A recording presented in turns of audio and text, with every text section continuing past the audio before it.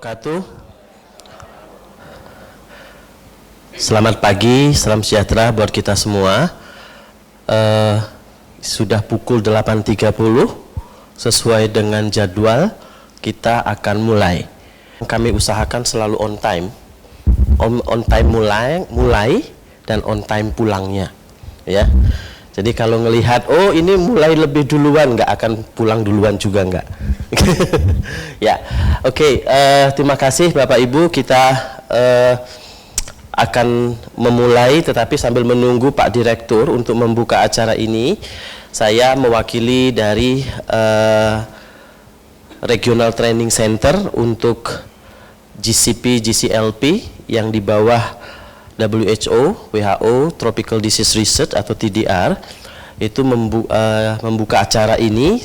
Saya sebetulnya bukan direkturnya, saya hanya menjadi koordinator khusus untuk GCP-nya, ya.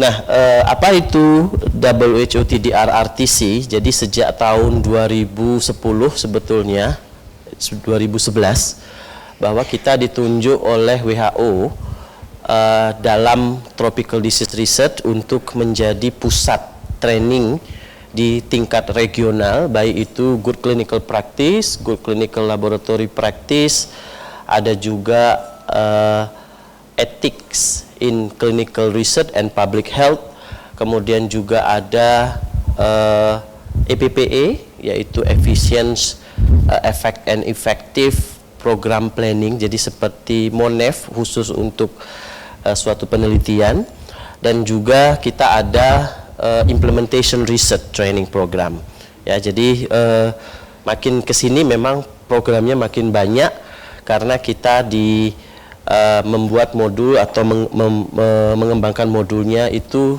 secara terus menerus. Nanti di dalam training ini akan ada beberapa trainer lain, ya. Beberapa trainer akan hadir, ya, nanti bergantian, dan tujuan sebetulnya nanti training ini adalah untuk meningkatkan kapasitas dari Bapak Ibu semua dalam melakukan penelitian yang melibatkan manusia, ya, yaitu karena kalau kita lihat nanti di dalam prosesnya bahwa apa yang akan kita kerjakan atau manajemen di dalam riset itu ternyata terkait banyak dengan praktis kita sehari-hari di lapangan juga, ya, karena ada keutamaan untuk patient safety, keutamaan terhadap akurasi data, dan seterusnya. Ya, nanti ini akan sangat banyak kaitannya dengan praktek-praktek klinik yang kita lakukan di rumah sakit. Sebagai perkenalan, nama saya Jaril Atobari, saya panggilannya ITOP, ya. Mendatang Bu Rini, ya. Panggilannya ITOP. Saya sekarang di bagian farmakologi dan terapi Fakultas Kedokteran UGM, dan kemudian saya juga sekarang menjadi koordinator di Clinical Epidemiology and Biostatistics Unit yang tempatnya ada di lantai 4, ya, gedung parkir itu, ya. Ya. Jadi demikian pengantar dari saya. Jadi mudah-mudahan selama 3 hari ini Bapak Ibu bisa banyak, ya, memberikan juga masukan, ya, atau pengalaman, ya, di lapangan terkait dengan penelitian, ya, yang ada. Nah, ini sekarang memang rumah sakit kita akan sangat banyak penelitiannya dan menjadi rumah sakit penelitian utama juga. Oke, selanjutnya kami serahkan waktunya kepada Bu Rini untuk membuka acara ini. Selamat datang Bu Rini. Ini sambil menunggu teman-teman yang lain. Nah, tadi saya sudah memulai acara ini dengan menjelaskan mengenai training center yang kita punyai di UGM, di FKKMK. Silakan Bu Rini. Selamat pagi dan salam sejahtera. Selamat pagi. Iya, pagi. Jadi harus semangat, ya. Selamat pagi. Alhamdulillah hari ini dari Sarjito khususon ini mengadakan training GCP. Bagaimana training GCP ini? Kenapa kok kita selalu mengutamakan karena jajaran Direktorat SDM dan Pendidikan sangat ingin bahwa semua Civitas Hospitalia itu mengadakan penelitian yang benar, yang sesuai dengan rambu-rambu internasional. Karena terus terang saja Sarjito ini sudah diincar oleh perusahaan-perusahaan besar bahwa mereka mau bekerja sama dengan kita, dan kita nanti akan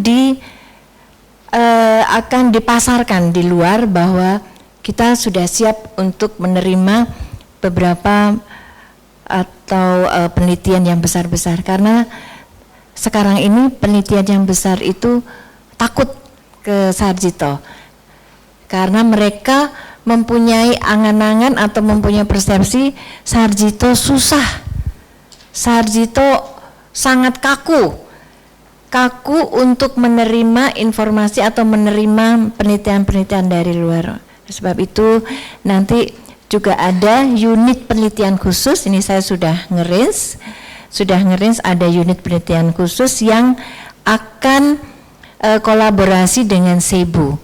Cebu ini adalah yang cikal bakalnya pakar-pakar epidemiologi yang sangat disegani.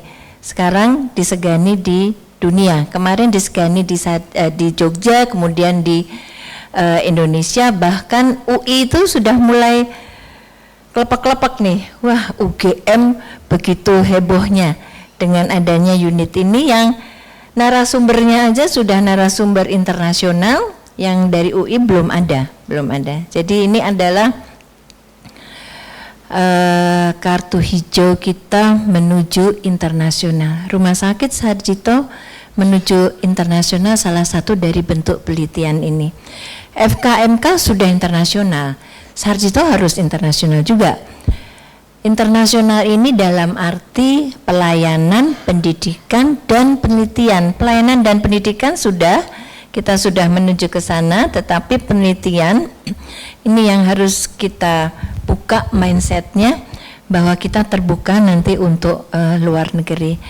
Kami juga sedang mengusulkan dengan Pak Rektor bahwa ada unit atau laboratorium animal study yang ada di Sarjito, karena selama ini kita kebingungan mau meneliti sampai ke animal study aja harus ke Bogor, harus ke Bandung dan lain sebagainya.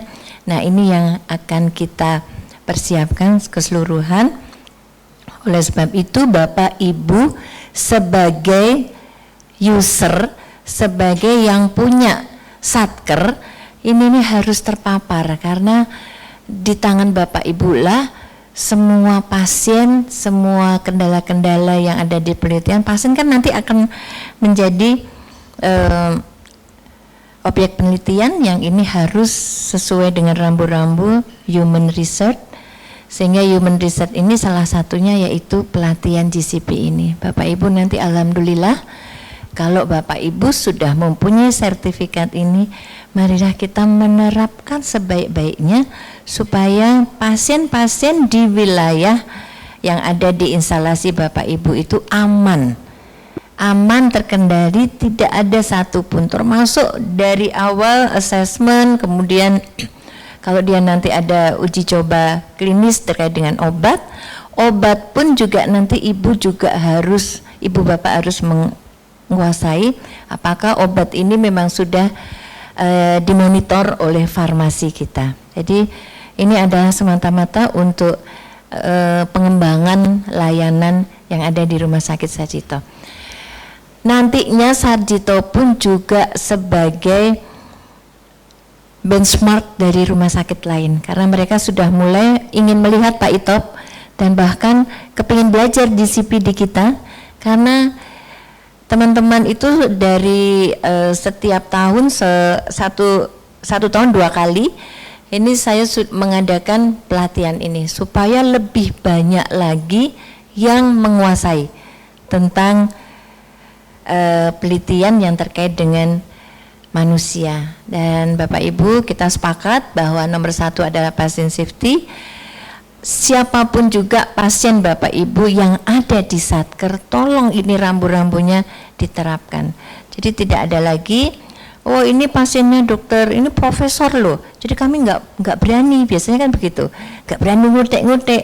Sekarang sudah tidak begitu lagi karena pasien ini adalah di wilayah satuan kerja Bapak Ibu sekalian, di mana satuan kerja tersebut itu adalah yang bertanggung jawab terhadap mutu dan keselamatan pasien.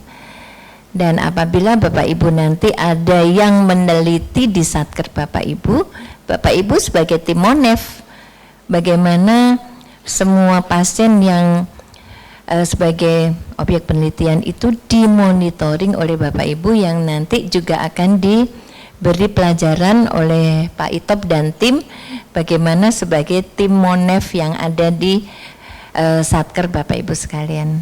Kita 9,1 hektar luasnya dengan SDM 3.200, dan pasien itu setiap hari yang ada di kita hampir 3.000 pasien, peserta didik juga 3.000.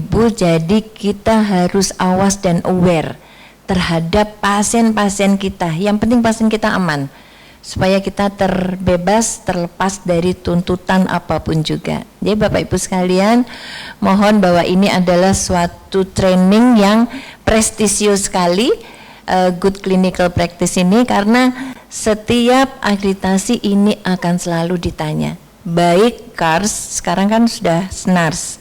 SNARS itulah juga akan mirip dengan JCI, lebih memprioritaskan pasien safety, terutama yang ada di penelitian. Untuk itu, terima kasih atas peran serta dan nanti aktif ya Bapak Ibu sekalian, sekaligus membicarakan atau kasus yang ada di Bapak Ibu, tolong ini dijadikan suatu bahan diskusi. Karena ketidaktahuan yang kemarin itu sebagai pembelajaran kita, apalagi ada kasus-kasus yang mungkin ini bermasalah, termasuk komplain pasien, dia juga kadang-kadang tidak tahu bahwa dia dijadikan objek penelitian.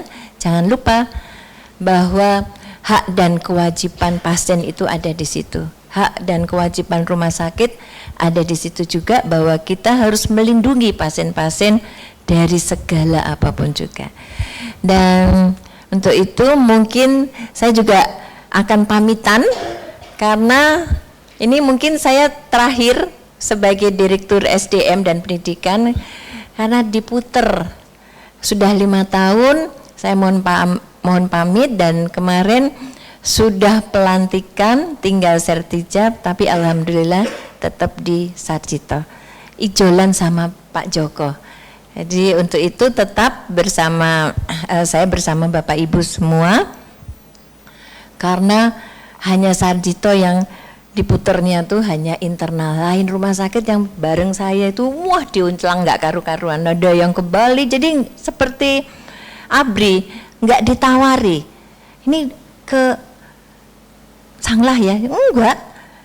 Alhamdulillah saya dapat Sarjito lagi. Jadi terima kasih Bapak Ibu sekalian, kita tetap menyatu. Saya sebagai nanti Direktur Operasional juga akan melihat bagaimana operasional yang ada di Satker, termasuk operasional penelitian ini. Terima kasih, selamat untuk melakukan training GCP dengan membaca basmalah. Dengan ini training GCP selama 3 hari ke depan dimulai. Bismillahirrahmanirrahim.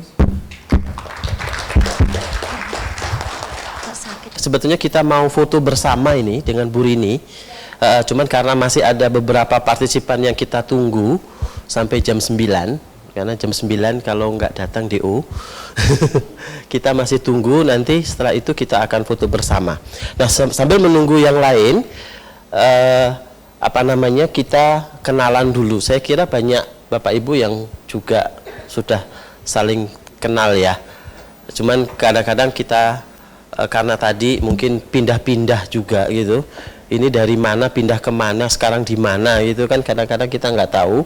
Mungkin kita berikan singkat saja beberapa detik ya, untuk mengatakan ini Bapak Ibu itu siapa, nama maksudnya, kemudian di unit mana bekerjanya atau di SMF mana di Sarjito. Kemudian yang penting adalah ekspektasi, harapan Bapak Ibu mengikuti training ini apa, ya. Siapa tahu ikut training ini karena disuruh oleh koordinatornya gitu. Nah, sebetulnya tetapi kembali lagi tetap harus kita punya sebetulnya ekspektasinya apa, karena ekspektasi itu yang akan kami coba untuk penuhi selama 3 hari ini, ya.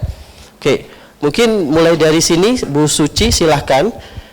Itu di depan Bapak Ibu ada mikrofon. Mikrofonnya ditekan, nanti berwarna merah bicara. Kalau sudah ditekan kembali supaya tidak berbunyi. Nanti kalau yang lain menghidupkan dia bunyi. Silakan. Terima kasih. Assalamualaikum warahmatullahi wabarakatuh. Nama saya Dr. Suci Harini SPA. Saya dari Kalimantan Tengah. Sekarang saya fellow di perinatologi. Ekspektasi saya untuk mengikuti training GCP ini adalah untuk mengetahui bagaimana penelitian tentang humanisity yang benar. Karena selama saya di Kalimantan Tengah jarang sekali melakukan penelitian ini. Terima kasih.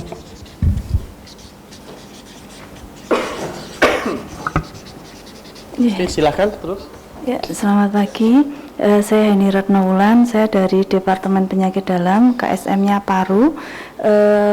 Harapannya untuk mengikuti pelatihan ini adalah mengetahui dan bisa mengaplikasikan aturan-aturan yang bagaimana seharusnya untuk penelitian pada manusia. Terima kasih. Silakan teruskan. Selamat pagi, Assalamualaikum warahmatullahi wabarakatuh. Nama saya Riyad dari Departemen Patologi Klinik, KSM Patologi Klinik dan Kedokteran Laboratorium. Tujuannya untuk mengetahui lebih banyak ya tentang GCP. Ya, terima kasih.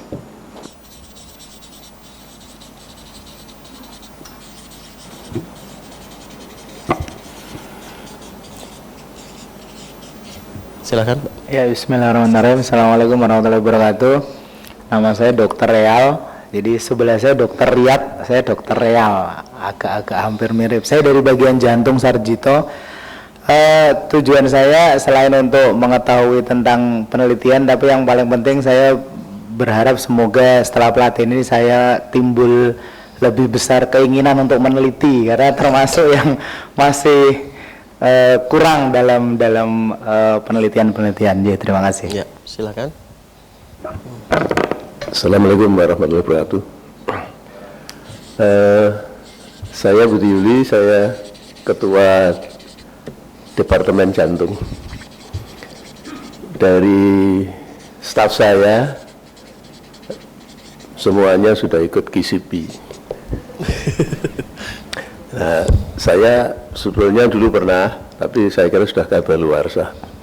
Nah, maka yang dari jantung setelah semua katanya sebagai ketua yang baik itu harus tidak hanya ing madya bangun karso ing arso sunto, tapi tuturi handayan. Jadi saya malah terakhir setelah semua GCP. Saya baru dengan Dr. Real nih, ya saya ajak kita berdua untuk supaya dan semuanya nanti akan GCP. Saya kira GCP sangat penting sehingga di kardiologi jantung kita sudah ada suatu map, dan mungkin Pak Itop sudah tahu bahwa kita ada suatu roadmap tentang penelitian, dan supaya penelitian kita ini betul-betul bisa sesuai aturan, maka saya tidak hanya menyuruh anak buah saya tapi saya juga harus refreshing, paling tidak ikut sebagai contoh gitulah, tidak hanya ngomong doang gitu, omdo itu. Terima kasih. Ya. Assalamualaikum warahmatullahi wabarakatuh. Waalaikumsalam. Nama saya Eko Heru Susilo. Saya pelaksana dari instalasi bedah sentral. Harapan saya untuk mengikuti GCP ini lebih mengetahui tentang tata cara atau aturan-aturan yang benar tentang penelitian. Terima kasih. Oke. Assalamualaikum warahmatullahi wabarakatuh. Saya Eni dari bagian Opskin. Saya mengikuti pelatihan ini biar saya tuh lebih tahu bagaimana mengikuti atau misalnya mau membuat penelitian. Ya. Silakan.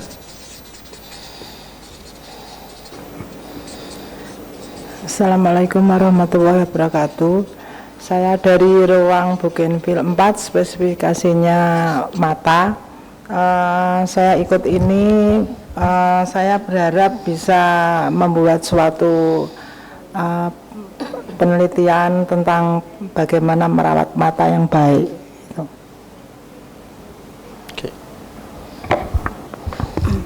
Assalamualaikum warahmatullahi wabarakatuh. Perkenalkan, saya Anissa, saya dari ruang Ayudhya 1. Saya ikut DCP ini, harapannya sih ingin tahu tentang DCP itu seperti apa, kemudian batasan-batasannya dalam penelitian yang bersubjek manusia. Terima kasih. Selamat pagi, saya Dwi Astuti Purwaningsih dari Rumah Sakit Sarjito, ruang anak. Saya mengikuti pelatihan DCP ini, harapannya agar saya lebih tahu tentang tata cara penelitian itu seperti apa, dan yang kedua karena saya di ruang perawatan sering dipakai untuk penelitian, jadi lebih tahu supaya pasien itu selamat sewaktu dipakai untuk penelitian. Terima kasih. Terima kasih. Assalamualaikum warahmatullahi wabarakatuh. Saya Neni dari Pavilion Cendrawasih. Saya ikut pelatihan DCP ini. Yang pertama saya ingin mengetahui DCP itu apa sih, gitu ya. Kemudian aturan-aturan yang ada di dalamnya itu apa saja. Kemudian karena saya bekerja di VIP, terkadang memang ada penelitian yang ada di VIP. Nah ini boleh nggak gitu ya. Kemudian karena saya juga untuk minat menulis itu sampai sekarang belum tumbuh, padahal juga harus dibutuhkan penelitian, harus diperlukan seorang nurse itu. Jadi maka saya ingin ikut pelatihan ini. Terima kasih.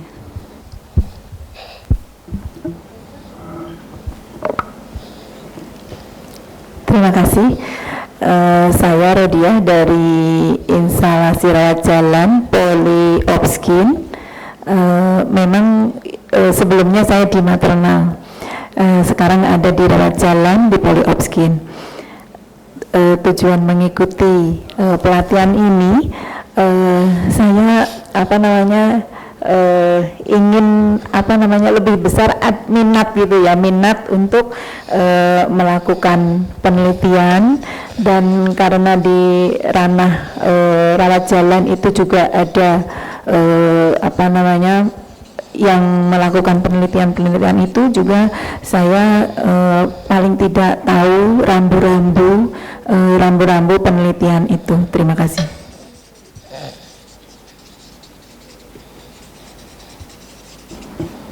Assalamualaikum warahmatullahi wabarakatuh. Saya Sumardi dari kamar bedah, khususnya adalah bagian bedah jantung Rumah Sakit Sarjito. Saya datang kemari sebenarnya ditunjuk oleh kepala instalasi saya dengan Mas Eko Heru, tetapi saya pun juga mantap untuk mengikuti. Artinya satu hal yang menurut saya positif, karena GCP ini menurut saya juga saya harus tahu gitu. Jadi harapan saya setelah mengikuti GCP ini adalah timbul suatu minat penelitian terhadap hal-hal yang berkaitan dengan pekerjaan sehari-hari kita. Yang kedua, saya mengetahui cara-cara penelitian yang baik dengan objek manusia atau pasien di rumah sakit kita. Terima kasih. Ya.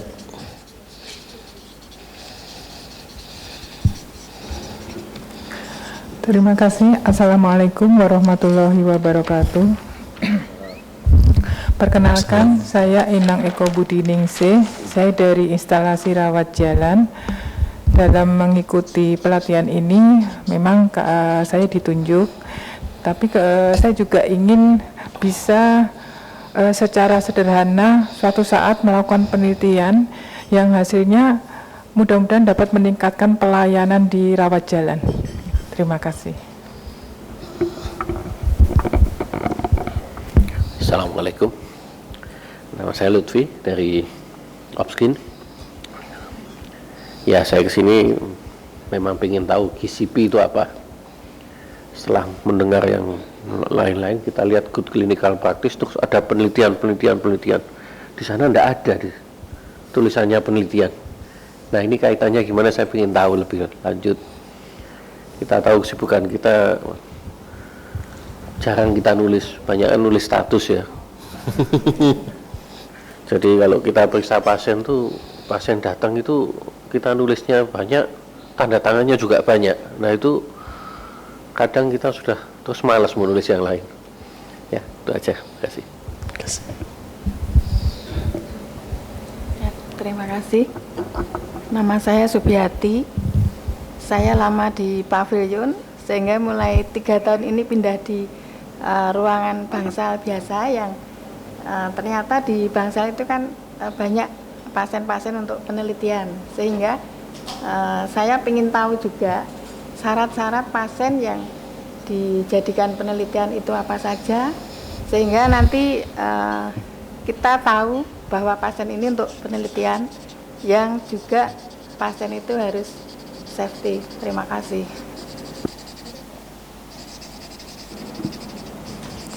Terima kasih. Assalamualaikum warahmatullahi wabarakatuh. Nama saya Siti Rahayu, saya dari IRNA 1, ruangan bedah saraf. Saya mengikuti pelatihan ini, yang pertama memang saya ditunjuk, terus yang kedua saya juga ingin mengetahui apa itu GCP, dan semoga nanti setelah mengikuti ini timbul minat untuk penelitian secara sederhana. Gitu. Terima kasih. Ya, selamat pagi. Nama saya Wawan. Saya dari instalasi catatan medik. Kebetulan di tempat kami memang banyak penelitian, tapi sumbernya kan dari berkas medis ya. Tapi kemudian ini ada GCP. Saya ingin tahu GCP itu seperti apa dengan objek manusia. Terima kasih.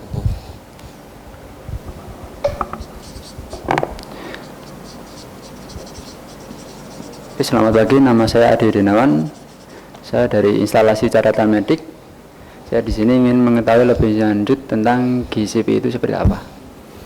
Oke, terima kasih. Saya Kardi dari ruang Dahlia 2, khususnya pasien penyakit dalam. Harapan saya bahwa nanti setelah mengikuti ini bisa mengetahui penelitian yang baik, tidak merugikan pasien dan amat buat pasien. Ya, silakan sesuai.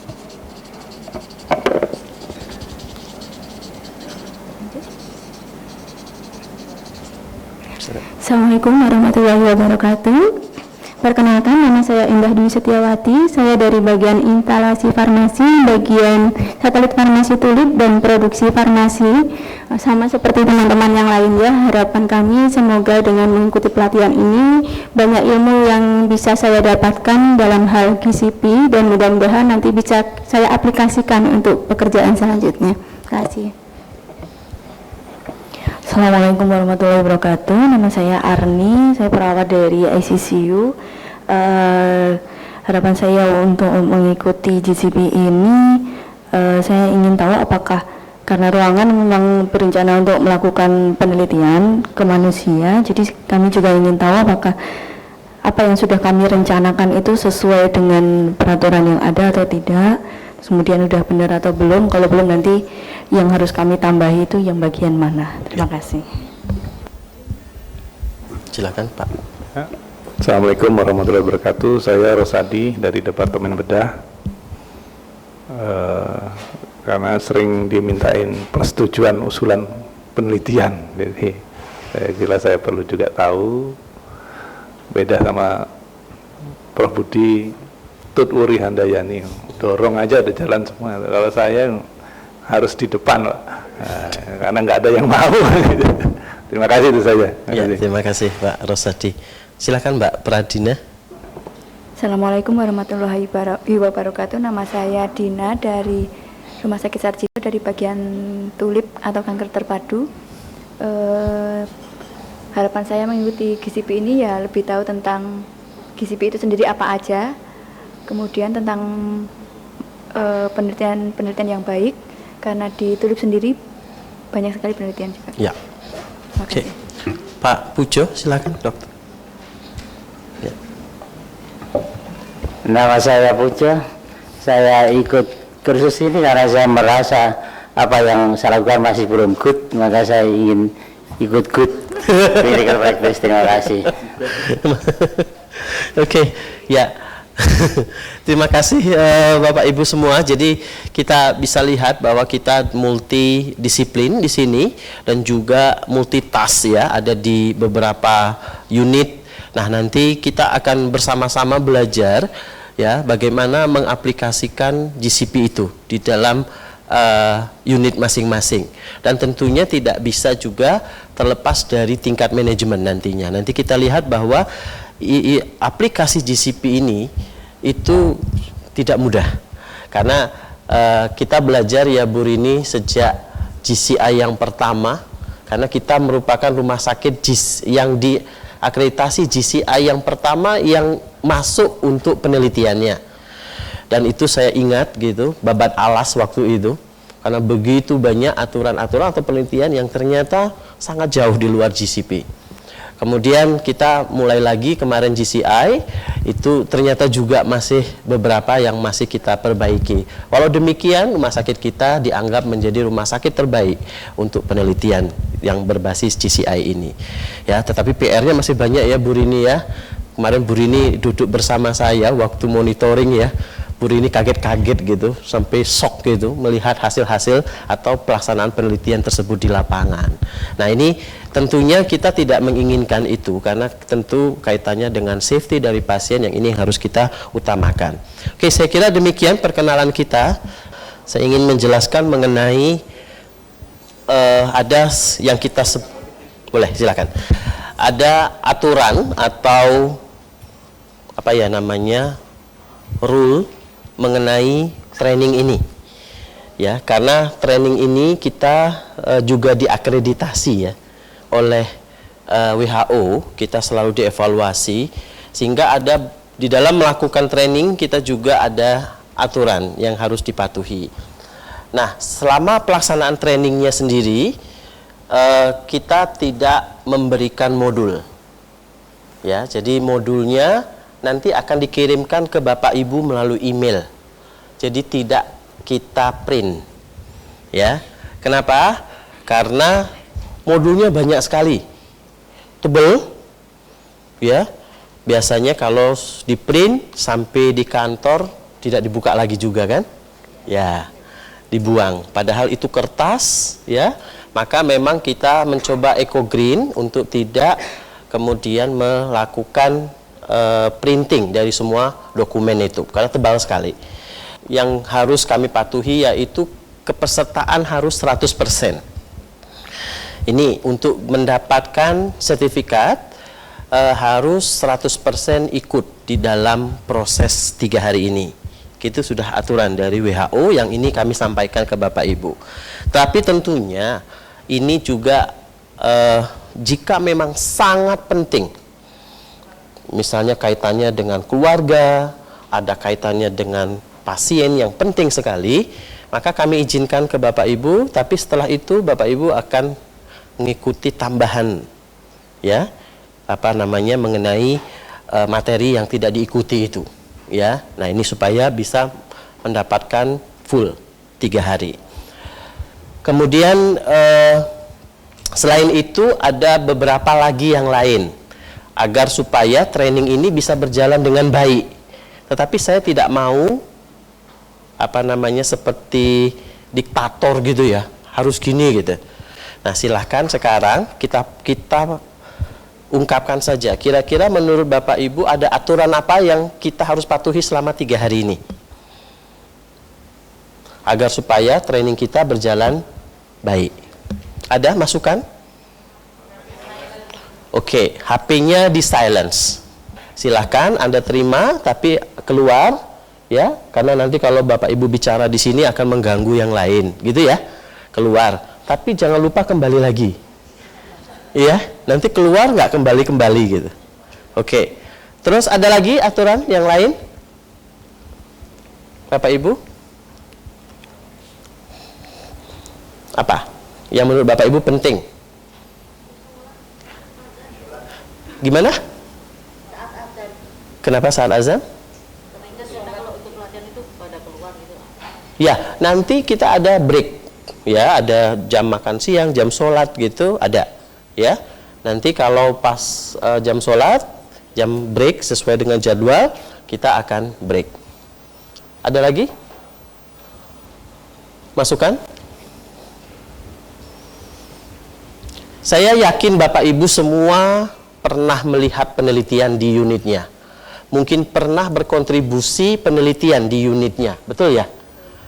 Nah, saya ingin Bapak Ibu aktif untuk memberikan penjelasan, ini pengalaman kami seperti ini gitu.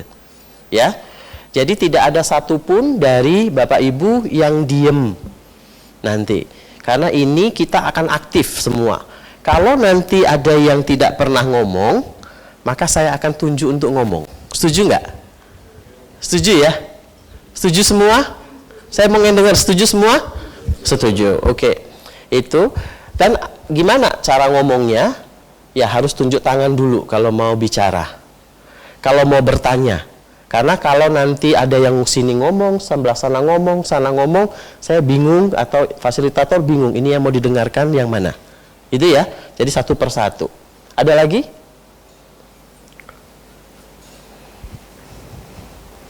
Setuju on time?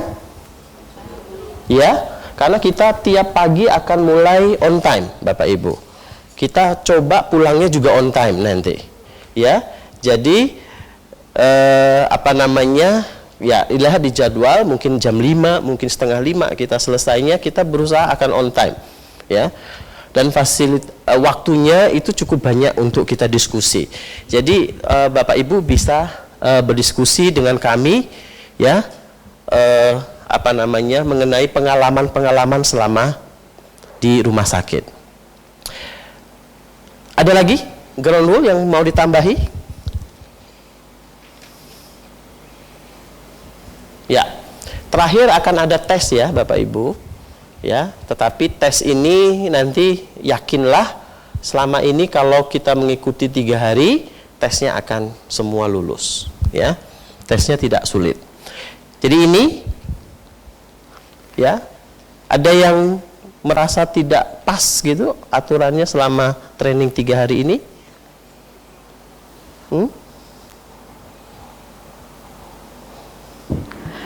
Dr. Itap boleh bertanya? Terima kasih.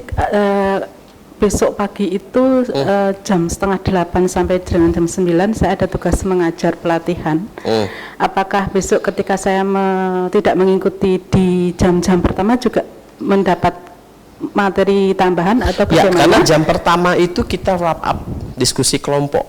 Oh, kalau begitu yang mengajar saya biar teman saja. Ya. Terima kasih. Ya. Jadi memang pagi itu tidak bisa digantikan karena kita kerja kelompok di situ setiap pagi nanti. Ada lagi? Oke. Disetujui ya ini? Setuju ya? Oke. Kita akan mulai sekarang mengenai apa rasional dari training ini. Tadi ditanya, ini good clinical practice sebetulnya untuk penelitian. Kenapa kok nggak ada good research practice? Kenapa kok clinical practice? Ya, ini juga pertanyaan saya, ya Pak Lutfi, sejak dulu. Kenapa kok nggak good clinical research practice? Risetnya dihilangkan. Ternyata kenapa? Karena di dalam prosesnya nanti, riset itu sudah akan embedded ke dalam klinikalnya. Sehingga mengapa apa yang kita kerjakan di clinical nanti itu juga akan digunakan untuk riset itu. Nah, ini merupakan tahapan-tahapan di dalam penelitian. Kalau kami kita melihat ini, ya sebetulnya ini bagaimana riset itu, translational research itu adanya. Ya, mulai dari basic research sampai kemudian riset itu mengembangkan suatu produk atau teknologi kesehatan baru, ya, penelitian-penelitian epidemiologi, penelitian yang kita sebut sebagai implementation research. Jadi setelah produk atau teknologi itu tersedia, kita implementasikan, kita lakukan riset. Kemudian juga ada riset-riset yang di bidang obat, seperti keamanan obat setelah obat itu dipasarkan, disebut pharmacovigilance dan sebagainya. Nah, selama proses riset ini semuanya, maka ada guideline atau standar-standar yang harus kita patuhi. Yang ini dibuat sudah secara internasional, recognize aturan ini. Nah, apa itu? Anda bisa lihat di mana letak GCP itu nanti.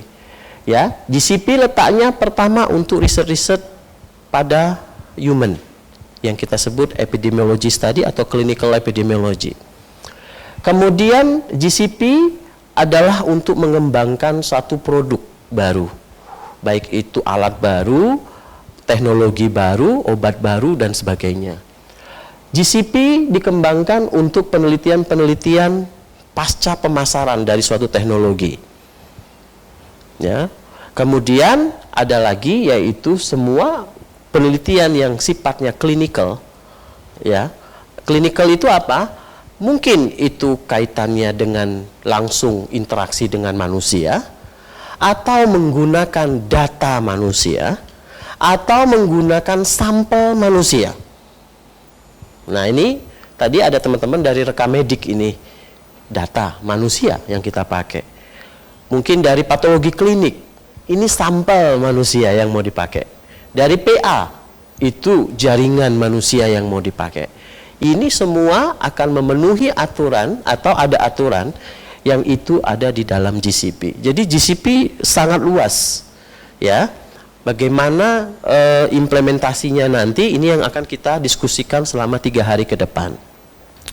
Jadi goal training ini adalah mendevelop kapasitas bagaimana melakukan penelitian pada manusia yang betul-betul mematuhi standar internasional. Standar mana yang dimaksud? Yaitu standar etik dan standar scientific quality. Jadi 3 hari ke depan ini sebetulnya hanya 2 standar ini yang kita diskusikan terus. Bagaimana sih etikalnya melakukan penelitian itu, dan bagaimana kualitas secara saintifik penelitian itu harusnya dilakukan. Ya. Nah, ini kok 2 standar saja banyak sekali, memang banyak sekali aturannya. Nanti kita lihat. Nah, ini yang akan kita lakukan selama 3 hari ini, Bapak Ibu, bahwa Bapak Ibu akan mendapatkan skill dan juga knowledge, ya, kaitannya untuk menilai, untuk mengetahui nilai-nilai scientific itu seperti apa. Kemudian yang disebut sebagai prinsip quality di dalam riset itu seperti apa, dan bagaimana prinsip-prinsip etik juga. Kapan itu? Pada saat kita mulai membuat suatu proposal. Prinsip ini, standar ini sudah kita aplikasikan, mulai dari memplanning. Jadi tadi ada teman-teman yang mengatakan saya ingin membuat penelitian, ya. Nah, maka di sini sudah kita pikirkan apa yang harus kita penuhi supaya dia memenuhi prinsip-prinsip ini. Kemudian pada saat kita melakukan, pada saat kita kemudian merecord hasil-hasil penelitian kita pada pasien, tadi menulisnya ke Rekamedik, menulisnya ke dalam formulir-formulir penelitian lainnya. Ini aturannya ada semua. Ya, nanti kenapa kita lihat? Kenapa dokter harus tanda tangan di Rekamedik? Kenapa Rekamedik harus lengkap? Kapan Rekamedik itu harus dilengkapi? Dan seterusnya. Karena itu merupakan data yang akan digunakan dalam penelitian. Maka dia harus memenuhi standar saintifik dan harus memenuhi standar quality. Nah, ini cukup banyak memang, ya. Makanya nanti teman-teman yang expertise di bidang itu, yang bekerja memang pada unit-unit itu, maka beri masukan. Apa yang ditemukan? apa yang dikerjakan kemarin. Kita akan mendevelop skill bagaimana implementasinya nanti. Mengapa kita akan banyak kerja kelompok nanti, melihat dokumen-dokumen ya yang terkait dengan implementasi GCP ini. Dan tentunya ini yang kita harapkan Bapak Ibu setelah 3 hari bisa kembali ke unit masing-masing, kemudian bisa mengaplikasikannya di dalam pekerjaan sehari-hari. Modul banyak ya, 3 hari ini ada mengenai prinsip GCP dan prinsip etik. Ada mengenai beberapa stakeholders yang masuk di dalam GCP. Dikenal ada yang kita sebut sebagai komite etik. Ini Pak Rosadi merupakan anggota komite etik. Kemudian apa sih peran sponsor? Nah, sponsor itu apa cuma beri duit doang? Bagaimana ini compliance sponsor terhadap GCP ini? Ya, dan juga monitor, siapa yang harus melakukan monitoring penelitian itu. Nah, ini nanti kaitannya dengan rumah sakit pendidikan. Mahasiswa kita tuh nggak punya sponsor.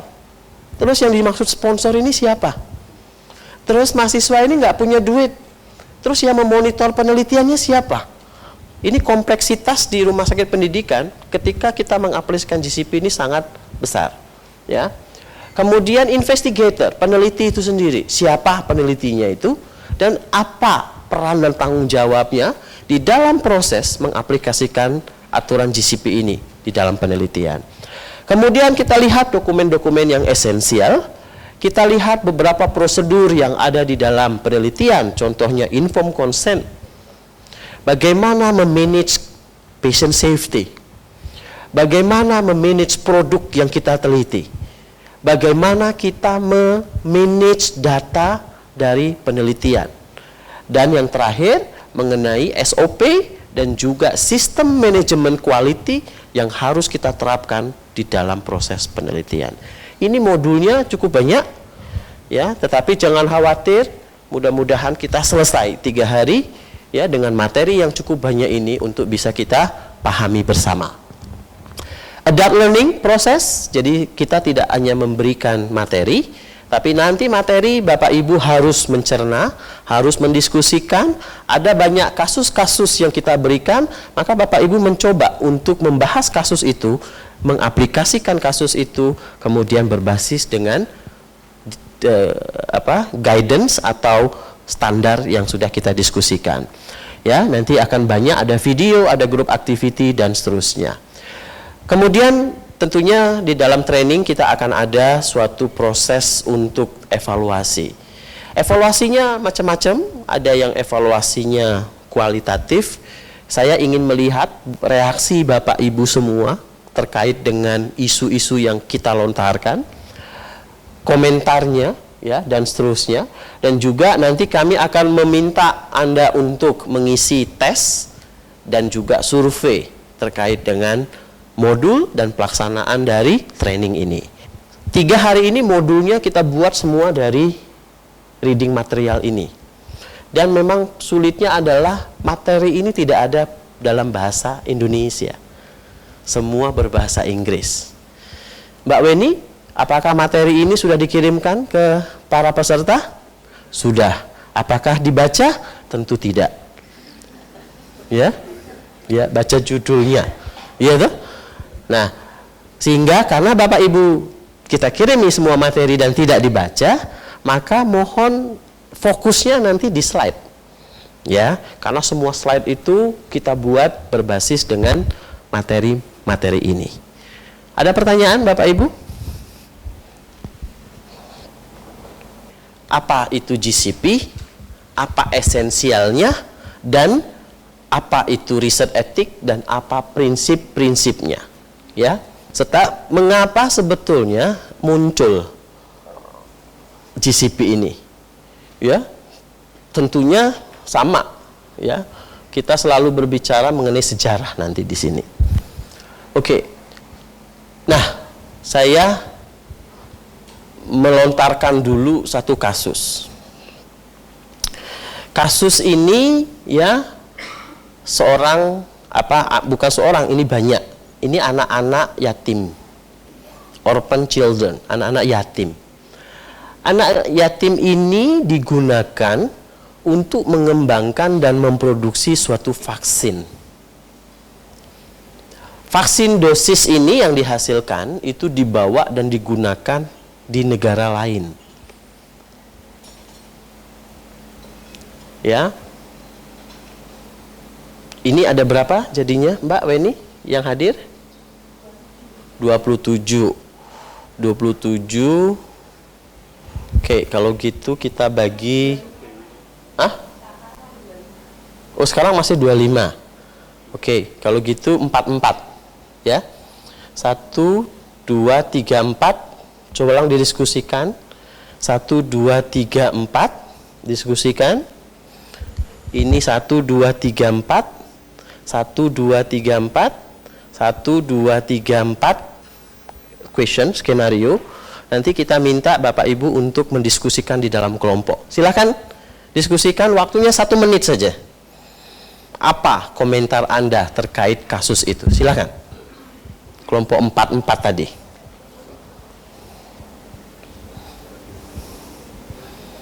Mas Lutfi kesini, duduknya pindah aja, Mas. Enggak, masuk sini. Ya, Mas mungkin geser biar mudah. Mas mungkin geser ya. Oke.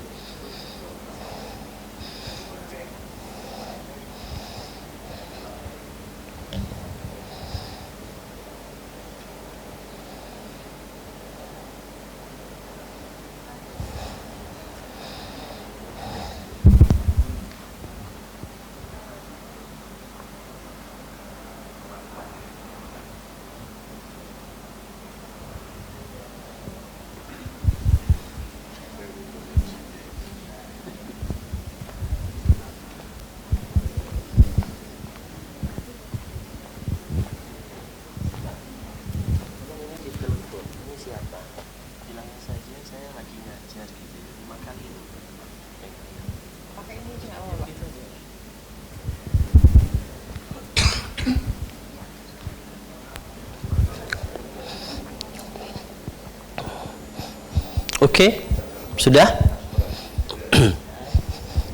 Oke, sekarang saya mau komentarnya. Silahkan kelompok ini. Komentarnya apa? Terkait kasus ini. Silahkan digunakan. Terima kasih, mungkin sedikit diskusi dari kami. Apakah penelitian ini boleh dilakukan terhadap anak yatim tersebut? Sebagai yang pertama mungkin kaitannya dengan riwayat penyakit yang terdahulu, kan kita jadi tidak tahu apakah subjeknya nanti dia tahu penyakitnya apa, kemudian riwayat vaksin yang dahulu sudah dilakukan seperti apa, itu apa kita akan kehilangan informasi. Kemudian untuk informed consentnya nanti akan minta ke siapa nanti, seperti itu hasil sedikit diskusi kami. Jadi ada 2 hal, karena ini anak yatim, pertanyaannya adalah kita mau konsennya ke siapa? Yang kedua, dapat dari mana kita data dari anak ini sebelumnya? Jadi pertanyaannya seperti itu. Oke. Pertanyaannya boleh nggak kita melakukan penelitiannya? Komentar Anda. Ya, tadi Anda menyebutkan obstacles. Kelompok sini, gimana hasilnya? Silakan. Mungkin kenapa ya harus anak yatim? Kenapa ya harus anak yatim? Bagus sekali. Terus? Kemungkinan untuk monitornya atau inform consent itu mungkin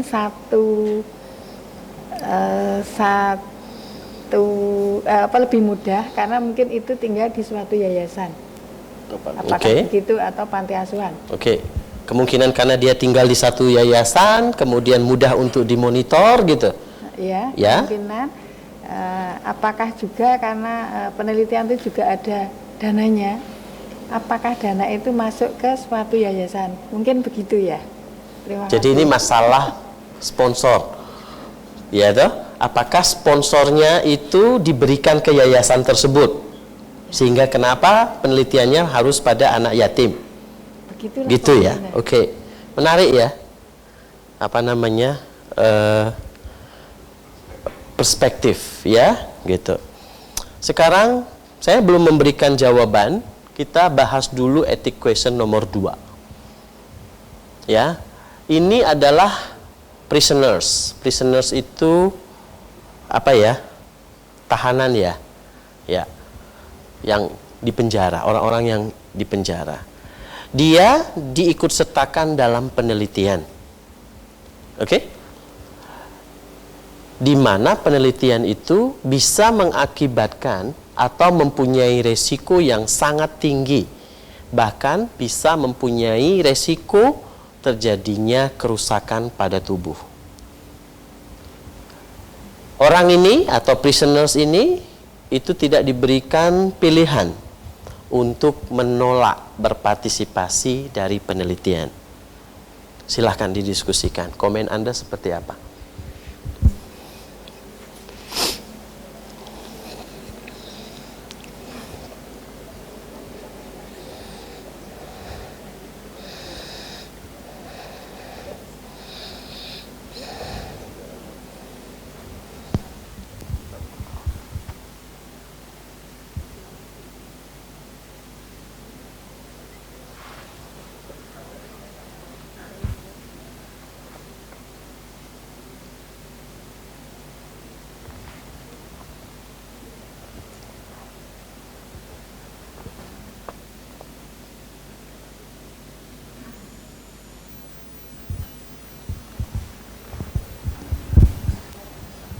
Oke, sudah? Oke. Sekarang dari kelompok sini. Namanya kelompoknya apa ini? Kelompok 1? Kelompok ceria atau kelompok apa namanya? Kelompok 1. Jangan kelompok 1. Silakan. Kelompok kami tidak setuju dengan penelitian ini, bahwa penelitian yang mengakibatkan kerusakan atau stres pada calon responden tidak dibenarkan. Kemudian yang kedua, semua responden harus mempunyai hak untuk menerima atau menolak suatu penelitian itu. Jadi kalau di sini tidak mempunyai pilihan untuk menolak. Terima kasih. Ya, jadi menganggap penelitian ini tidak boleh dilakukan karena dia mengakibatkan kerusakan pada tubuh dan juga harusnya mereka berhak untuk menolak. Iya. Oke. Gimana pendapatnya? Hah? Ya, tambahan? Kami sepakat dengan kelompok 1. Memang pikiran kami tadi bahwa penelitian ini tidak bisa dilakukan karena yang pertama bisa merusak dari subjeknya, dan yang kedua juga ini ada pemaksaan terhadap. Ada pemaksaan. Iya, harusnya kan mereka mempunyai hak untuk ikut atau tidak ikut gitu. Untuk punya hak untuk ikut atau tidak ikut dalam penelitian. Oke. Kita lompat lagi ke ethic question yang ketiga. Ini suatu studi observasional. Tahu ya studi observasional ya? Jadi dia hanya mengobservasi saja. Ya. Penelitian ini dilakukan pada populasi yang menderita suatu penyakit yang mematikan. Nah, penelitian ini dilakukan untuk melihat apa sih komplikasi yang terjadi pada pasien yang menderita penyakit tersebut. Diobservasi. Pada saat penelitian ini dimulai, itu tidak ada terapi yang efektif. Nggak ada untuk penyakit itu. Setelah 3 tahun penelitian itu berjalan, ternyata terapinya itu diketemukan obatnya. Tetapi penelitian ini diteruskan tanpa memberitahu bahwa sebetulnya terapinya yang baru itu ada, dan juga tidak memberikan terapi itu pada pasien ini. Gimana komentar Anda? Silakan diskusikan lagi.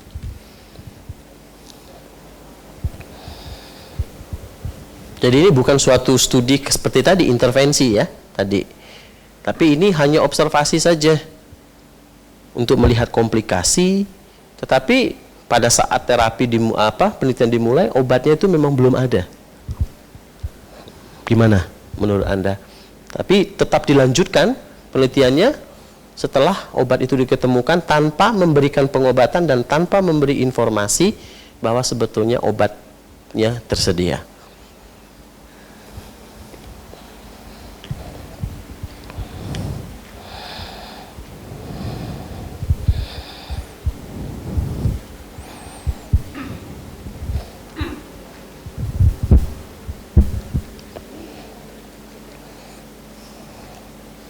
Gimana pendapat Anda?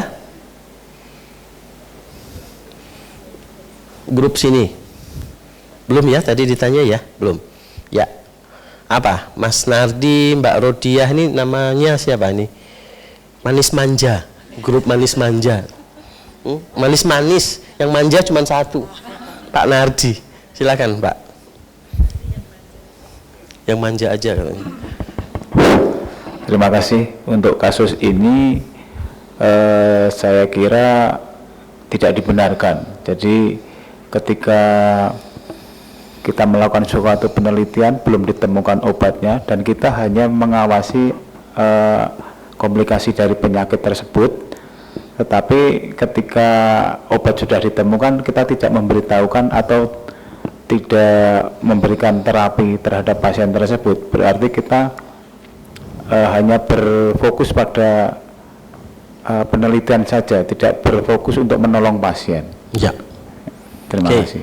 Jadi statementnya luar biasa di sini, ya, bahwa yang difokuskan di sini adalah keberhasilan dari penelitiannya, bukan difokuskan pada keselamatan dari pasiennya. Nah ini, ya. Kadang-kadang sebagai peneliti tentunya kalau itu penelitian kita punya konflik of interest sangat tinggi. Penelitian itu harus berhasil. Gitu? Gitu. Gimana kelompok ini? Ini cowok semua ini. Kelompok maco kalau ini. Maco. Ya. Macul. Silakan Pak Real. Nggih, matur nuwun. Ya, kalau menurut saya karena ini observational study, ya dia cukup sekedar mengobservasi. Artinya kalaupun memang ada suatu pengobatan baru dan ternyata efektif, karena kita mengobservasi dari suatu populasi, ya kita observasi kalau memang dia make, ya itu sebagai data. Tapi kita sebagai peneliti ya mungkin ya saya nggak tahu ya apakah kita mewajibkan kita memberitahu atau tidak, tapi kalaupun kita tidak memberitahu ya menurut saya nggak apa-apa, kita observasi saja di populasi itu seperti apa. Matiin Pak, tolong dimatikan ininya ya.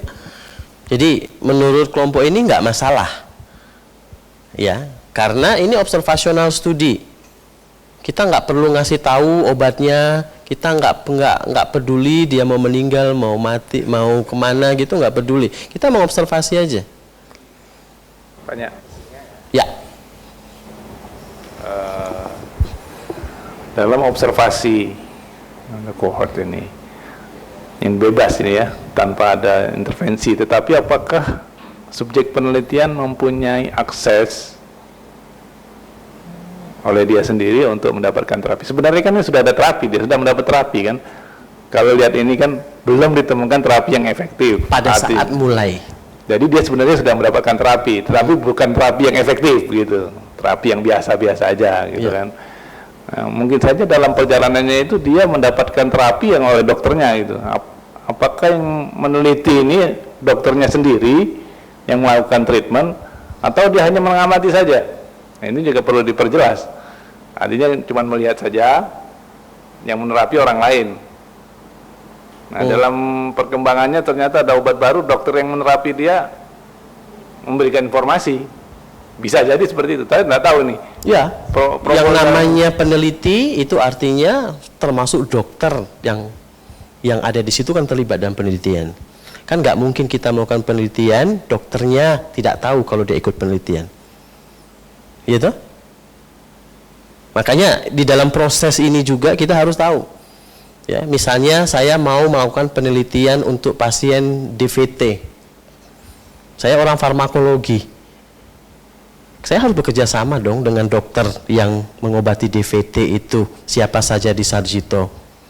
Karena nggak boleh kita melakukan observasi prospektif pada pasien, tapi dokter DPJP-nya atau dokternya itu tuh nggak tahu.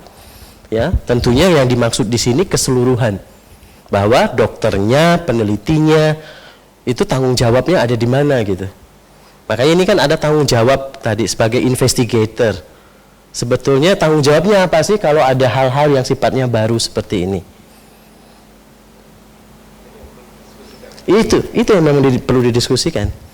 Sebetulnya tanggung jawab kita tuh sampai sejauh mana? Ya.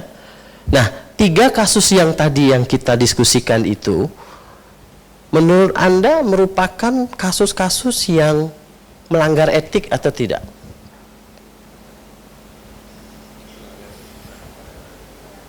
Kita lihat sejarah. Ini yang pertama, dari kasus yang pertama. Kita mengenal ada yang kita sebut sebagai Balmis ekspedisi. Ini orangnya ini, Balmis. Kejadiannya kapan sih ini? Kejadiannya adalah pada abad ke-18. Apa yang dia lakukan? Dia menginfeksi anak-anak yatim piatu itu dengan virus smallpox. Diinjeksi. Akibatnya apa? Si anak ini dia terkena smallpox. Kemudian dia mengambil cairan dari smallpox itu, kemudian cairan ini diinokulasikan ke anak lain sebagai proses imunisasi. Kita lihat perkembangannya, ini merupakan imunisasi pertama di dunia yang sifatnya massal. Dilakukan oleh Balmis, yang dia melakukan anak-anak itu dibawa ke negara-negara ini, Puerto Rico, Meksiko, Venezuela, Filipina, untuk apa? Untuk tadi. Jadi mengapa tadi pertanyaannya anak ini digunakan tidak hanya untuk penelitian, tapi justru untuk memproduksi vaksinnya sendiri. Ya. Dan akhirnya apa pada saat itu? 100.000 sampai hampir 1,5 juta anak-anak itu kemudian terimunisasi dan mengakibatkan anak-anak semua di seluruh dunia itu terhindar dari smallpox. Ini sejarah. Dan Balmis ini dianggap hero, dianggap seorang saintifik dan merupakan pahlawan. Bahkan kita lihat di Filipina besar sekali statunya di depan Institute Tropical Medicine di sana. Apa yang kita pelajari dari sini? Bisa nggak kita melakukan penelitian ini sekarang? Ya, ini sejarah kelam sebetulnya. Kalau kita lihat bagaimana sebetulnya dulu pelanggaran etik itu banyak sebetulnya. Cuman kita belum punya guidance. Gitu. Seperti apa sih yang harusnya dilakukan itu? Kemudian sejarah terulang pada Perang Dunia Kedua. Ya, mungkin Anda mendengar sejarah Perang Dunia Kedua di Jerman, di mana orang-orang Yahudi itu ditangkap, dimasukkan ke dalam penjara, dimasukkan ke dalam camp tahanan. Kemudian orang-orang ini, tahanan ini diapain sih? Dibuat penelitian. Otot. Anda tahu ada otot flexor, ada otot extensor dari mana sih? Apa yang mereka lakukan? Ketika mereka mengatakan itu otot extensor, kemudian mereka menggunting ototnya sehingga diminta pasiennya tolong Anda melakukan ini. Kalau nggak bisa, artinya itu otot extensor. Itu didapat dari mana itu? Dari penelitian mereka. Jadi tahanan-tahanan ini dibuat menjadi subjek penelitian. Radiasi bisa mengakibatkan infertilitas. Dari mana kita tahu? Dari Nazi. Bukti-bukti penelitiannya lengkap. Orang-orang dimasukkan ke dalam satu tempat, diberi radiasi yang besar, kemudian setelah itu diambil spermanya, diambil sel telurnya untuk dilihat terjadi nggak sih proses infertilitas pada orang-orang tersebut. Kemudian kita tahu bahwa orang itu bisa bertahan hanya pada suhu minus 40 derajat. Di bawah minus 40 derajat kita udah nggak mampu bertahan. Dari mana kita tahu itu? Orang-orang tahanan dimasukkan ke dalam kolam dingin penuh dengan es, kemudian diberi waktu kapan dia mati. Itu ada semua penelitian itu. kekejaman-kekejaman pada orang-orang yang dilakukan zaman Nazi ini, akhirnya apa? Ketika perang Nazi selesai, perang dunia kedua selesai, apa yang dilakukan? Dokter-dokter tersebut diadili di satu mahkamah militer di Jerman, di kota apa namanya? Di kota Nuremberg tahun 1947. Setelah gimana dokternya ini, dokter-dokternya itu dihukum mati. Semua dokter yang terlibat dalam penelitian itu semua dihukum mati. Sampai inilah merupakan cikal bakal pertama kode etik penelitian pada manusia yang kita sebut sebagai Nuremberg Code. Kode Nuremberg. Pertama kali keluar itu setelah Perang Dunia Kedua, setelah pengadilan para dokter-dokter yang melakukan penelitian tadi. Yang ketiga, kasus studi observasional. Ini terjadi tahun 1932 sampai tahun 1972. Lama penelitiannya. Kita mengenal sejarah kelam dalam penelitian pada manusia yang kita kenal Tuskegee. Apa itu Tuskegee? Tuskegee ini nama desa. Nama desa di United States namanya Tuskegee. Isinya siapa sih? Isinya orang-orang kulit hitam yang tidak punya pendidikan. Dan orang-orang ini menderita penyakit sipilis. Apa yang dilakukan penelitian? Yang melakukan adalah US Public Health Services. Dia ingin melihat sipilis ini tahun 1932 belum ada obatnya, Bapak Ibu. Belum ada sama sekali. Diteliti.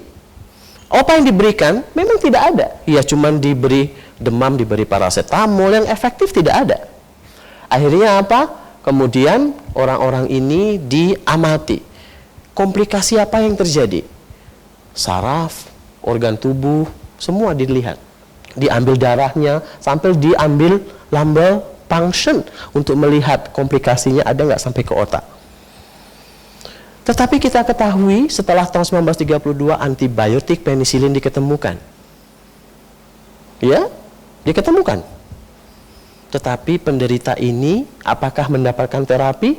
Kembali lagi, diberi informasi saja tidak bahwa ada terapi. Dibiarkan saja, kenapa? Karena kalau diobati nanti tidak berhasil penelitiannya. Penelitiannya untuk melihat komplikasi. Ya. Sampai akhirnya penelitian ini ketahuan ada masalah, itu tahun 1972. Baru dihentikan oleh Menteri Kesehatan Amerika. Tetapi penelitian ini menjadi tragedi yang sampai akhirnya kisah Tuskegee ini menghasilkan kode etik baru di bidang kedokteran untuk penelitian yang disebut sebagai Belmont Report. Jadi kalau kita lihat tragedi-tragedilah yang menghasilkan kode etik itu. Nah, GCP sama sebetulnya. Karena berangkat dari begitu banyak tragedi tadi, masalah-masalah penelitian yang dilakukan pada manusia yang melanggar etik, muncullah hal itu. Ini Bill Clinton, Anda bisa lihat, ketika dia menjadi presiden, apa yang dia lakukan? Dia memohon maaf kepada seluruh keluarga di desa Tuskegee. Kenapa? Karena dari 399 orang yang terlibat penelitian, yang tersisa hanya 5 orang. Semua meninggal. Akibat apa? Akibat tidak diberikan terapi. Permohonan maaf dari presiden atas nama negara kepada orang-orang yang menderita, keluarga yang menderita akibat penelitian tersebut. Sepertinya terlihat skenarionya tidak begitu besar dampaknya. Tapi kalau kita lihat, justru ini menjadi cikal bakal keluarnya suatu prinsip-prinsip etik di dalam penelitian. Masih terjadi terus-menerus Bapak Ibu. Banyak sejarah ya muncul. Ya, yang ini semua tercatat sebagai bagian dari penelitian yang semuanya dianggap melanggar etik. Tadi Nuremberg Code keluar kode etik pertama penelitian pada manusia, kemudian Belmont Report tahun 79 keluar dengan adanya kasus Tuskegee. Ya. Sekarang kita kenal ada kemarin asma studi 2001 di John Hopkins, ada yang penelitian genetik ya, yang ini Jewish Hospital, Willowbrook Study ini ya Bapak Ibu bisa baca ya di Google, itu banyak sekali sejarah-sejarah ini ya tertulis. Nah, kemudian akhirnya muncul kode etik yang terus-menerus diperbaharui sampai sekarang. Bagaimana sebetulnya penelitian pada manusia itu harus dilakukan? Ya tadi ya terus-menerus sampai akhirnya ada yang terakhir adalah WHO mengeluarkan suatu international ethical standard mengenai bagaimana etik standar yang harus diperhatikan ketika penelitian melibatkan manusia. Ingat, melibatkan manusia itu artinya bisa langsung, bisa tidak langsung. Tidak langsung misalnya menggunakan sampel manusia, menggunakan data manusia. Itu juga tidak langsung. Ini ethical guideline-nya sudah ada. Nah, yang kita akan bahas, yang sekarang sering kita pakai yaitu ini, Deklarasi Helsinki. Benar ya? Jadi kalau Bapak Ibu membaca artikel gitu ya, baca jurnal, biasanya disebutkan di situ, penelitian ini mematuhi atau patuh terhadap, comply terhadap prinsip Deklarasi Helsinki. Gitu ya, prinsip etik. Nah, itu apa sih sebetulnya? Jadi Deklarasi Helsinki itu tahun 1964, dia sebetulnya seluruh dokter di seluruh dunia itu mendeklarasikan suatu guideline. Yang itu sampai sekarang guideline itu dipatuhi oleh seluruh dokter di dunia. Dan diperbaharui tahun 2013, yang terakhir di amandemen 2013. Nah, inilah Deklarasi Helsinki itu isinya. Apa itu? Artinya ketika kita melakukan penelitian pada manusia, apakah itu riset langsung pada manusia, ataukah riset yang hanya menggunakan materinya, sampelnya, atau datanya, maka prinsip-prinsip ini itu perlu kita pikirkan. Yang pertama adalah kita menjaga ini, keamanan dari pasien atau dari partisipan yang ikut dalam penelitian itu. Itu sudah prinsip pertamanya. Jadi partisipan safety, patient safety. Itu yang pertama. Jadi jangan sampai penelitian ini justru mengakibatkan pasiennya menjadi terlantar. Bisa malah menimbulkan resiko besar bagi pasien dan seterusnya. Jadi yang kita jaga adalah patient safety. Yang kedua, penelitian boleh dilakukan kalau benefitnya lebih tinggi daripada resikonya. Nah, ini nanti kita akan bahas apa itu benefit, apa itu risk. Kemudian mengatur bagaimana melibatkan partisipan atau pasien-pasien yang vulnerable. Nah, ini siapa pasien yang vulnerable itu nanti akan banyak kita diskusikan besok pada saat informed consent. Karena kaitannya dengan bagaimana sebetulnya melakukan penelitian pada vulnerable. Emang nggak boleh melakukan penelitian pada VIP? Memang nggak boleh penelitian pada anak yatim? Memang nggak boleh penelitian pada orang yang di penjara? Memang nggak boleh penelitian pada orang tua? Nah, pertanyaannya seperti itu tuh. Tadi ada yang bertanya, ini boleh nggak ya penelitian pada anak yatim ini? Gitu. Nah, nanti kita akan lihat diatur sebetulnya di dalam Deklarasi Helsinki mengenai vulnerable partisipan ini.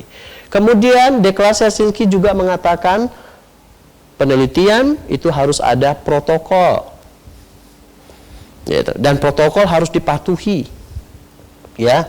Nanti kita akan lihat di esensial dokumen apa itu protokol. Kemudian harus disetujui oleh komite etik. Nah, ini. Jadi penelitiannya ada nggak approval komite etik, dan komite etiknya harus yang independen. Nah, nanti kita akan ada sesi khusus mengenai komite etik. Kemudian menjaga privacy dan confidentiality. Ya. Bagaimana ini menjaga confidentiality? Ketika kita membuka rekam medik, kita melihat nama pasien di situ. Padahal yang mengambil data itu bukan dokter yang merawatnya. Ini bagaimana confidentiality dan privacy itu kita jaga? Apakah pasien sudah diberitahu dalam proses, bahwa data rekam mediknya ini bisa sewaktu-waktu dibuka oleh orang lain yang bukan dokter atau bukan perawatnya. Bagaimana persetujuan tersebut? Kita masuk ke informed consent. Bagaimana penggunaan placebo? Ya, ini kalau penelitian yang intervensi menggunakan placebo. Bagaimana akses terapinya setelah penelitian selesai, dan juga mengatur mengenai publikasi. Nah, publikasi ini apa? Di dalam Deklarasi Helsinki 2013 mengatakan penelitian yang tidak dipublikasi tidak etis. Ya, mengapa? Kalau kita melakukan penelitian maka harus dipublikasikan sekarang. Karena itu bagian dari Deklarasi Helsinki mengenai prinsip etik. Dan bagaimana kita menggunakan intervensi-intervensi yang unproven. Kemarin pembahasannya sangat besar mengenai dokter terawan itu. Ya, sebenarnya Deklarasi Helsinki sudah mengatakan intervensi unproven itu harusnya seperti apa. Kita lihat misalnya pada saat kejadian Ebola di Afrika. Memang ada obat yang diberikan untuk penderita Ebola. Ada guideline-nya. Ada obat yang efektif untuk Ebola, tidak ada. Terus gimana? Harus teliti dulu. Iya. Lah selak mati semua no orang di Afrika. Ya toh? Akibat kita teliti dulu. Penelitian bisa 4 tahun, 5 tahun, 10 tahun baru ketemu obatnya. Terus gimana? Dia menggunakan apa kemarin? Antivirus. Ya, digunakan. Kenapa dia menggunakan antivirus? Dan dia proof oleh WHO bahwa obat antivirus itu bisa digunakan untuk pengobatan penderita Ebola. Kenapa itu dilakukan? Karena kalau kemudian tidak diberikan pengobatan, 80% kemungkinan meninggal. Tapi kalau diberi pengobatan, masih kemungkinannya 50-50, meninggal dengan tidak meninggal. Artinya apa? Kembali ke benefit risk. Gitu. Kalau tidak diberikan bisa 80% meninggal, kalau diberikan masih ada 50-50. Artinya masih besar kemungkinan benefit jika diberikan. Ini kasus-kasus seperti ini menjadi banyak diskusi ya, karena kadang-kadang situasional dan hal-hal yang segala macam yang perlu kita diskusikan. Tetapi Deklarasi Helsinki sangat penting untuk kita pahami ya, mengenai mengajari kita atau mengguide kita apa prinsip etik yang harus kita patuhi di dalam suatu penelitian. Ada case study. Pasien ini berpartisipasi dalam suatu uji klinik. Jadi obat baru ini, ya. Obat baru untuk penderita rheumatoid arthritis. Tahu ya rheumatoid arthritis, ya. Dan penelitian dilakukan selama 2 tahun. Setelah penelitian selesai, pasien merasa kondisinya membaik. Namun penelitian selesai. Padahal itu uji klinik obat baru. Kalau penelitian selesai, obatnya dihentikan toh. Gitu. Kemudian dia diminta untuk melanjutkan pengobatan. Tetapi dia tidak mampu membeli. Padahal kalau kita uji klinik itu obatnya biasanya free kan, dibayari oleh sponsor. Nah, saya nggak mau membahas ini, tetapi ilustrasi dari kasus ini, menurut Anda, kalau kita ingin melakukan uji klinik seperti ini, kemudian kita menggunakan pasien, maka ada satu hal yang perlu dipikirkan menurut Deklarasi Helsinki, yaitu apa? Bagaimana kita memastikan pasien ini tetap mendapatkan akses treatment setelah uji klinik itu selesai. Jadi tidak kemudian selesai, goodbye gitu sama pasiennya, tidak. Tapi kita harus memastikan bagaimana terapi pasien itu setelah dia selesai dalam ikut penelitian. Nah, silakan diskusikan. Apa challenging-nya di rumah sakit kita jika kita harus memastikan bahwa pasien yang ikut uji klinik ini harus benar-benar bisa mengakses terapi lebih lanjut setelah penelitian selesai. Silakan. Silakan diskusikan. Ini untuk rheumatoid arthritis contoh.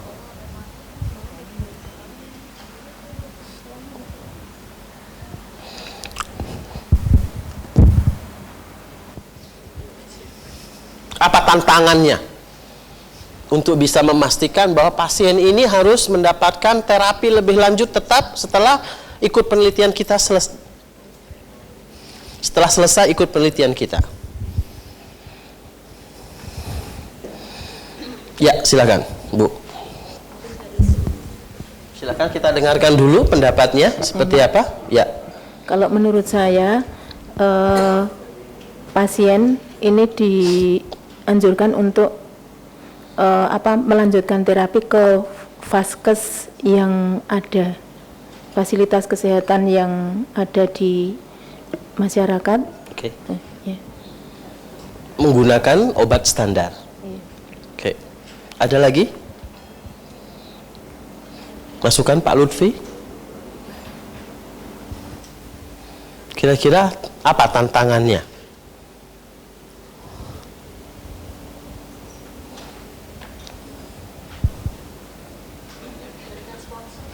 Dicarikan sponsor, mudah mencarikan sponsor untuk mengobati pasien ini?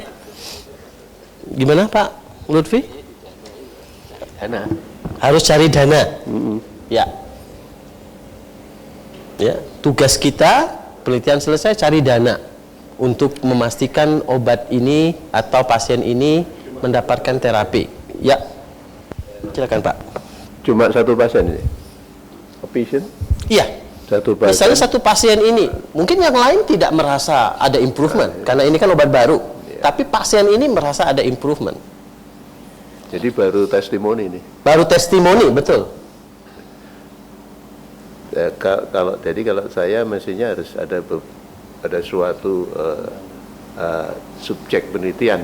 Jadi yang betul-betul tidak hanya satu pasien. Ya. Yang pertama. Yang kedua, kita baru ngomong keberhasilan, ya. Belum ngomong efek samping. Ya. Sementara itu. Ya. Jadi ada kaitannya di sini. Oke, kalau kita mau misalnya karena dia merasa improve ya, pakai obat yang tadi kita masukkan uji klinik. Tapi kan belum tentu hasil penelitiannya menunjukkan bahwa obat ini kemudian memang bermanfaat. Tapi nevertheless pasiennya merasa improve. Itu.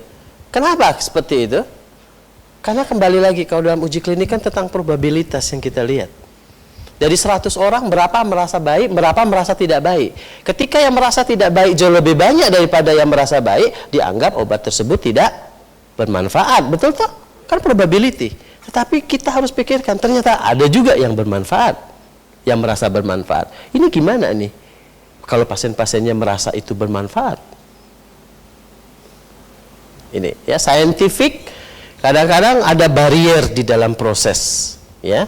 Ini challengingnya besar gitu, ya. Karena hal-hal yang seperti ini akan banyak kita dengar nanti di kemudian dengan teknologi yang cepat ini maju banyak sekali kasus-kasus seperti ini, ya. Nah, yang penting dalam kasus ini adalah kita pastikan bahwa pasien itu walau bagaimanapun merupakan tanggung jawab kita sebagai peneliti setelah penelitian itu selesai. Monggo kita mau memberikan itu tadi ke vaskes, ke dokter yang lain, memastikan BPJS-nya ada dan seterusnya supaya dia bisa terus lanjut dengan pengobatan. Yang penting itu sebetulnya diinginkan di dalam proses penelitian yang diinginkan deklarasi Helsinki, artinya kita tidak menggunakan karena kita penting saja pada pasien. Kita hanya memikirkan safety pasien ketika penelitian. Tetapi kita harus pikirkan juga bagaimana setelah penelitian tersebut. Ya, terutama khusus untuk yang interventional study. Kita akan berbicara Belmont Report. Ini yang sering kita pakai. Mungkin Bapak Ibu sudah banyak mendengar Belmont Report. Ada 3 prinsip Belmont Report untuk etik dalam penelitian, yaitu respect for person, beneficence, dan justice. Kita akan lihat yang pertama, respect for person. Ini apa? Tidak lain kaitannya dengan otonomi. Otonomi itu artinya apa?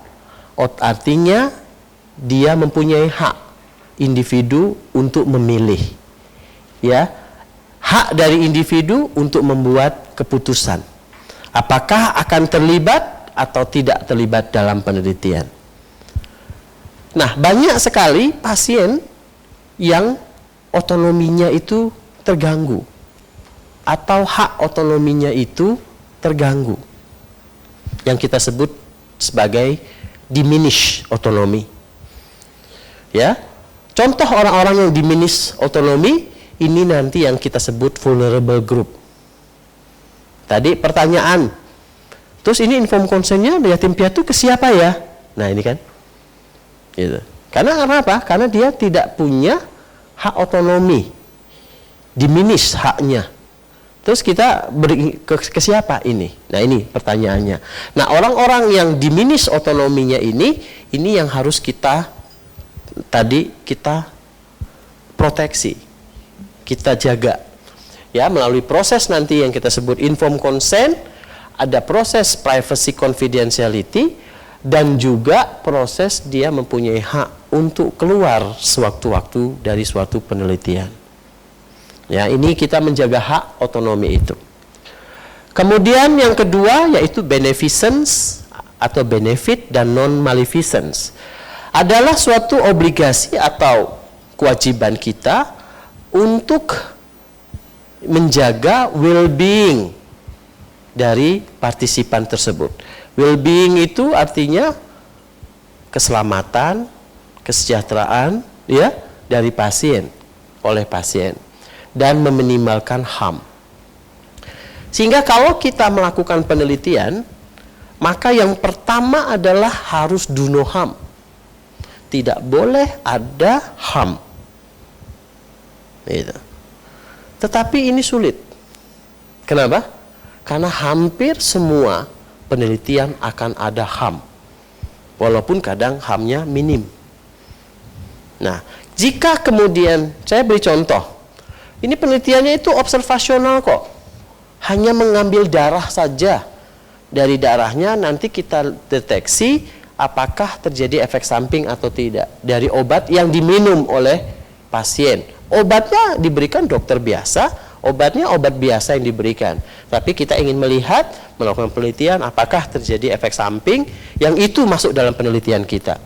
Cuma ambil darah kok. Tapi ingat, dengan mengambil darah pun HAM bisa terjadi. Nah, bagaimana proses kita ketika kita melakukan penelitian atau ketika kita membuat protokol, resiko untuk terjadinya HAM ini sudah kita pikirkan.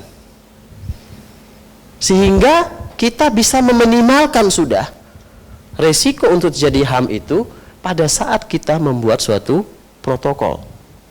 Gitu. Nah, bagaimana kita memaksimalkan benefit dan meminimalkan HAM ini? Yang pertama adalah dengan riset, desain atau rancangan penelitian yang saintifik, yang benar. Ya, mengapa kemarin diskusi ya Pak Rosadi, sebetulnya komite etik itu membahas etik atau membahas saintifiknya, desainnya, sampel size-nya dan segala macam. Tetapi ingat, ketika saintifiknya buruk, maka penelitian itu bisa membuat resiko pada pasien. Resiko itu merupakan bagian dari etik yang ditinjau oleh komite etik. Gitu. Sehingga mengapa tidak bisa scientific dikeluarkan dari masalah etik ini. Jadi riset desainnya harus betul-betul baik dan dilakukan oleh investigator yang kompeten. Nah, mengapa kemudian kalau kita mau melakukan penelitian ditanya dulu CV-nya mana? Dilihat dulu benar nggak sih dia kompeten untuk melakukan penelitian itu. Kenapa? Karena dilakukan oleh peneliti yang tidak kompeten, maka beresikonya adalah pada subjeknya. Ini. Kemudian yang terakhir adalah kita menilai benefit dan resiko. Apa benefitnya, apa resikonya? Sekarang pertanyaan saya, apa itu benefit? Apa itu resiko? Bisa Anda beri contoh benefit, bisa beri contoh apa resiko yang biasa Anda ketahui penelitian di rumah sakit. Pak Eko, di bedah ya tadi ya, di IBS ya. Penelitian di IBS sering nggak? Berapa kali? Sekarang menurut Pak Eko ada benefit atau resiko yang pernah dilihat apa pada pasien? Kebetulan waktu itu penelitian juga dari orang luar, jadi dari orang luar, cuman sekedar apa ya, nggak terlalu terlibat langsung, tapi kalau untuk kemanfaatan pasien belum terlihat secara jelas, cuman untuk benefit pada pasien belum terlihat dengan jelas. Tapi resikonya ada nggak? Terlihat nggak pada saat penelitian itu dilakukan? Ada resiko yang muncul? Resikonya kecil sebenarnya, nggak terlalu. Oke. Ada yang bisa memberi contoh apa benefit dan resiko yang bisa terjadi? Saya beri contoh sekarang ya. Ada satu penelitian, dia ingin, ini penelitian sosial ya, ingin melihat apa sih faktor yang mengakibatkan terjadinya kekerasan dalam rumah tangga, KDRT. Oke? Dia pengen tahu kejadiannya seperti apa, tujuan penelitiannya, dan apa yang terjadi. Setelah itu apa faktornya, sehingga dia mungkin bisa memberi intervensi nanti supaya faktor itu hilang dan tidak terjadi KDRT ini. Dilakukan pada 50 wanita yang pernah mengalami KDRT. Bagaimana proses penelitiannya? Melalui proses interview. Sekarang pertanyaan saya, apa benefit penelitian ini? Apa resiko penelitian ini?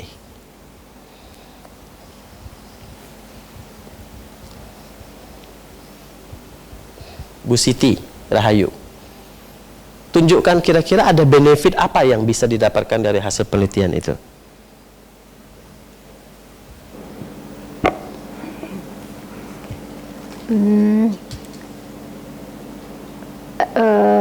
Apa ya, resikonya dulu ya. Ya, resikonya apa? Resikonya mungkin waktu mencari data, kan interview itu Pak, ya, sama beberapa wanita yang ya itu mungkin resikonya susah mencari, karena mungkin dia yang di interview mungkin apa ya, ikut sedih gitu, mungkin sampai nangis, jadi mungkin kesusahan dicari di interviewnya, mencari datanya mungkin agak susah. Ada resiko terkait dengan psychological. Ya, psikologi. Kenapa? Karena pasien mungkin sudah 2 tahun lalu terjadi, kemudian sekarang Anda interview, dia kemudian mengingat lagi hal-hal yang sudah mau dilupakan. Trauma masa lalu itu Anda ungkit melalui proses penelitian ini, sehingga dia sebelum ngomong sudah nangis dulu mau menceritakan apa yang terjadi pada dirinya. Kadang kita sebagai peneliti tidak memikir ada risiko itu toh, betul toh? Bahwa ada risiko pada subjek yang akan kita teliti ini. Benefitnya apa bagi dia? Bagi subjek yang kita teliti, pasien yang kita teliti, adakah keuntungan? Mungkin ada. Apa? Mungkin setelah mengutarakan mungkin juga plong. Loh, dia sudah berusaha melupakan. Mungkin mungkin sebagian ada yang melupakan, mungkin ya ada juga yang mungkin tiap orang kan beda-beda, sifat masing kan beda-beda. Jadi mungkin bisa nggak kita mengukur itu? Bahwa benefitnya ini, bahwa dia dengan mengungkapkan ini dia akan merasa plong. Bisa nggak kita mengukur itu? Benefit itu harus betul-betul bisa kita lihat. Seperti kita melihat adanya resiko itu. Oke? Ada lagi penelitian yang lain, melakukan penelitian di wanita tunasusila di Yogyakarta. Apa yang dia lihat? Dia mengambil apusan vagina untuk mendeteksi chlamydia pada wanita tunasusila. Kemudian di publikasi penelitiannya mengatakan bahwa 70% pekerja seks komersial itu terinfeksi chlamydia positif. Pertanyaannya, apa benefit penelitian ini pada pekerja seks itu? Yang kedua, apa risiko yang bisa terjadi pada dirinya dengan penelitian tersebut? Risikonya nggak laku. Ada economical aspect risk. Ada lagi yang lain? Ya. Dan sebagainya. Benefitnya apa? Bisa diterapi, dilihat di protokol. Ketika dia teridentifikasi positif, diterapi nggak? Ternyata nggak. Sebetulnya artinya apa benefitnya ketika dia ikut penelitian? Makanya tadi kita bilang, prinsip ini harus kita mulai terapkan ketika kita membuat protokol. Gitu. Kita pikirkan, jangan kemudian screening chlamydia pada wanita pekerja seks. Titik, selesai. Tidak. Tetapi screening and treated. Sekarang screening saja no benefit bagi pasien. Kita harus memberi benefit pada riset itu. Ini mengapa prinsip beneficence ini penting untuk bisa kita pikirkan. Ya, tadi risk itu adalah probability. Memang risiko itu bisa muncul, bisa tidak. Benar tadi. Setiap orang berbeda, tetapi itulah risk. Kenapa? Karena ketika sudah muncul bukan risk lagi namanya. Apa namanya? Harm. Ketika itu sudah muncul. Tetapi kita memikirkan risiko karena ada probability dari harm itu. Ya, itu risiko. Nah, risiko itu bisa banyak, ya, dan benefit itu tentunya outcome yang kita inginkan, juga probability munculnya benefit itu. Nah, sekarang kita pada saat membuat protokol, kita harus menimbang kemungkinan benefitnya lebih tinggi atau kemungkinan risikonya lebih tinggi. Nah, ini yang disebut sebagai benefit risk assessment. Ya. Kita sering melihat risk itu hanya bodily harm. Oh, terjadi infeksi, nyeri, itu risiko yang kita lihat. Tapi sebetulnya banyak dimensi dari risiko. Kenapa? Karena tadi emotional suffering tadi. Menderita secara emosi, dia menceritakan apa yang terjadi pada dirinya. Breaching confidentiality itu suatu risiko. Diskriminasi, stigmatisasi akibat ikut dalam penelitian. Penelitian TB. Ada, ingin melakukan penelitian TB untuk melihat DOTS, Direct Observed Treatment Surveillance. Jadi pasien datang, petugas datang tiap hari ke rumahnya itu untuk melihat dia minum obat atau tidak. Setiap kali datang menggunakan mobil ambulan, tulisannya tuberculosis surveillance.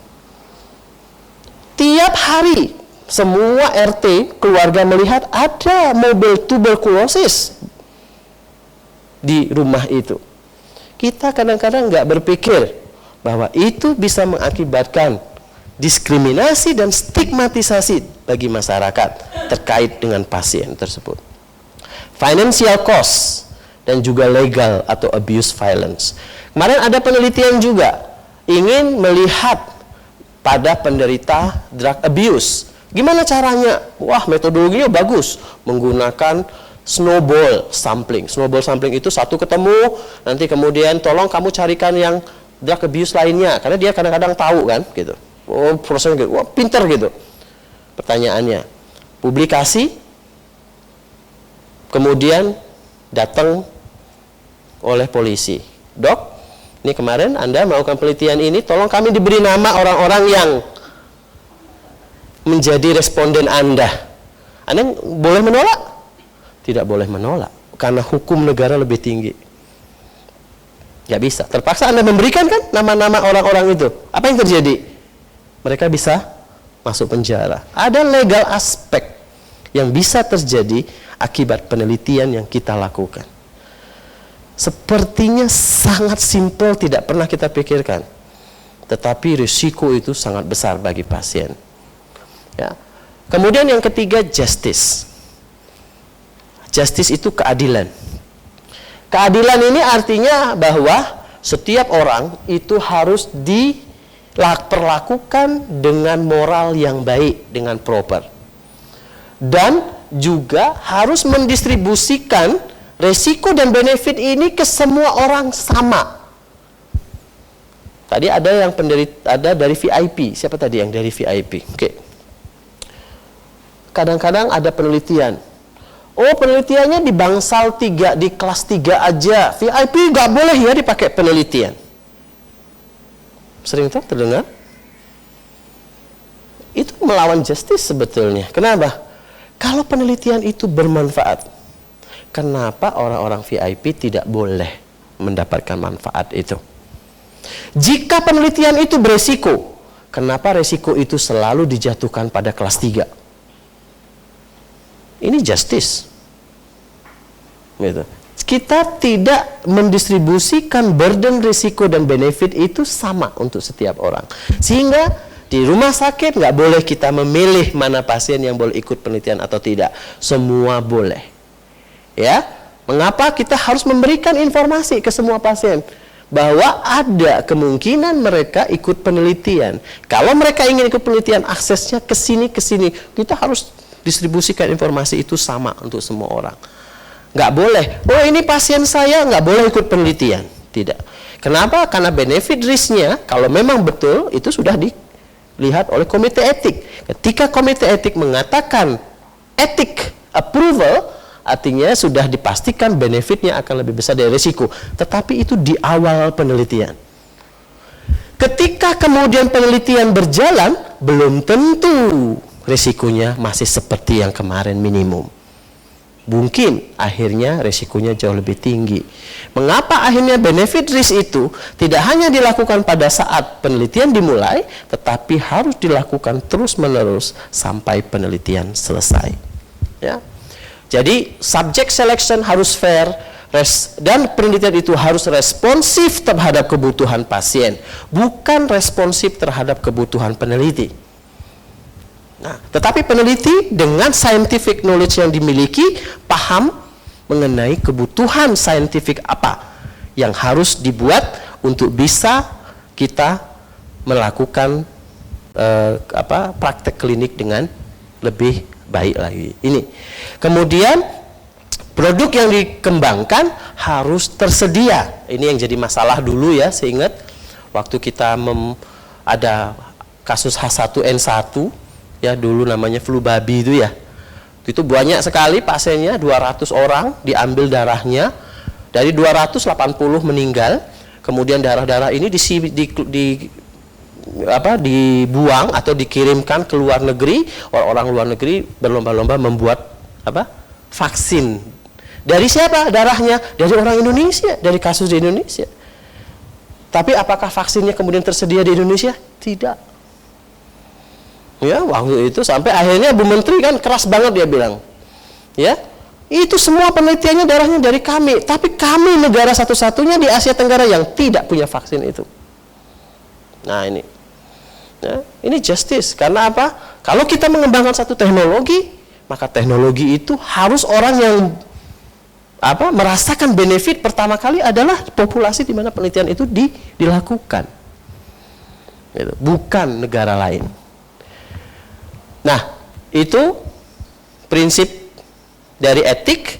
Kemudian prinsip etik ini sekarang sudah embedded semua ke dalam guideline, ya, yang menjadi aturan regulasi. Kita lihat pertama FDA mengeluarkan regulasi, kemudian dan seterusnya sampai sekarang kita menggunakan ICH A6 GCP guideline, yang ini sekarang sudah 200 negara di dunia mengadopsi GCP.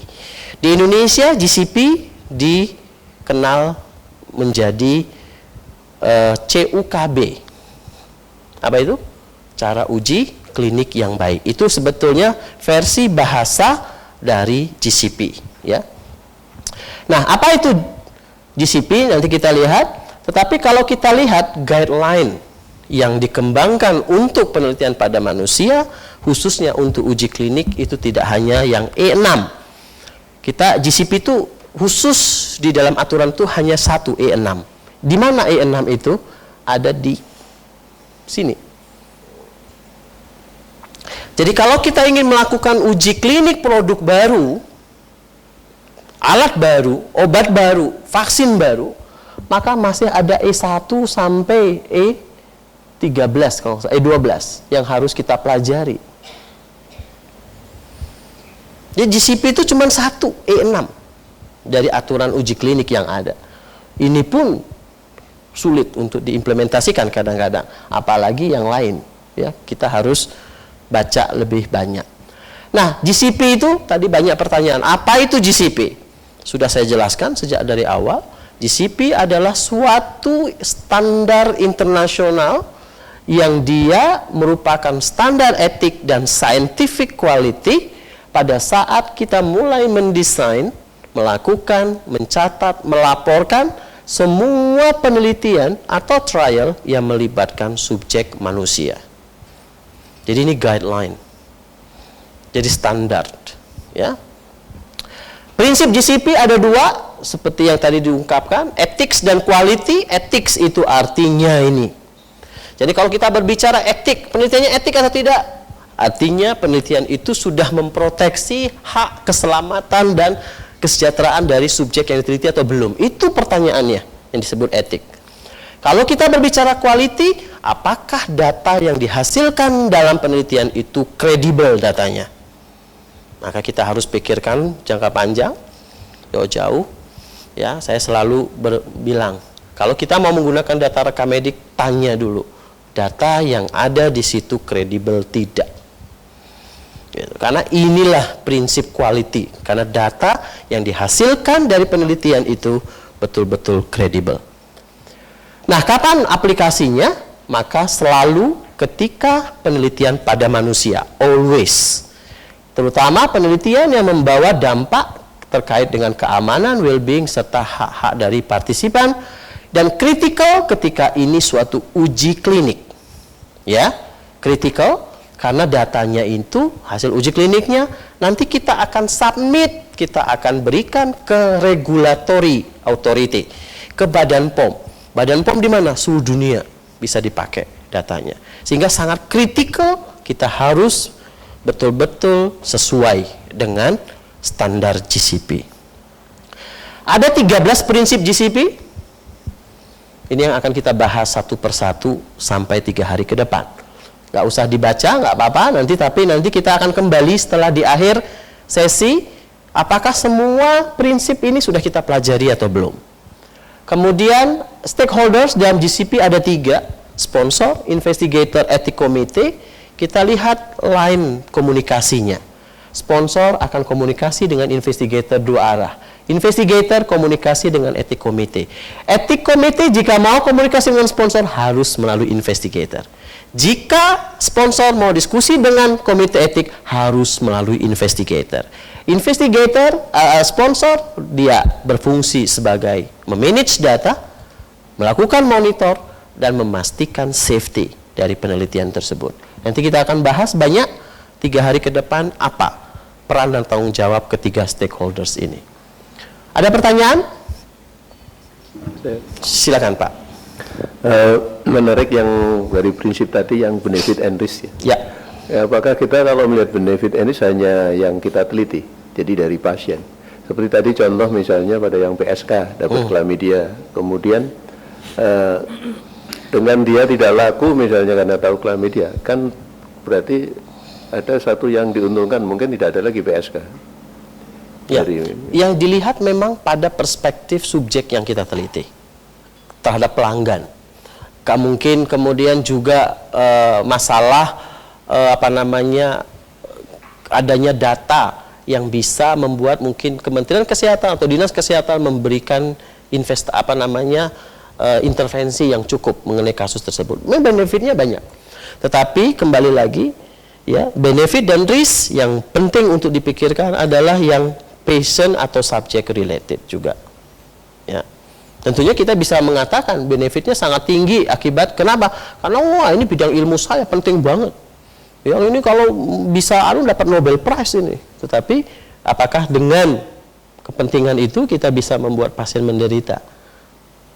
Ya, seperti tadi sejarah pada Gates, sejarah pada Perang Dunia, sejarah pada sebetulnya kemanfaatannya tinggi juga. Tetapi tidak hanya bermanfaat, tetapi bagaimana resiko yang timbul akibat penelitian itu kita minimalkan pada pasien tersebut. Silakan Mbak Anissa. Terima kasih.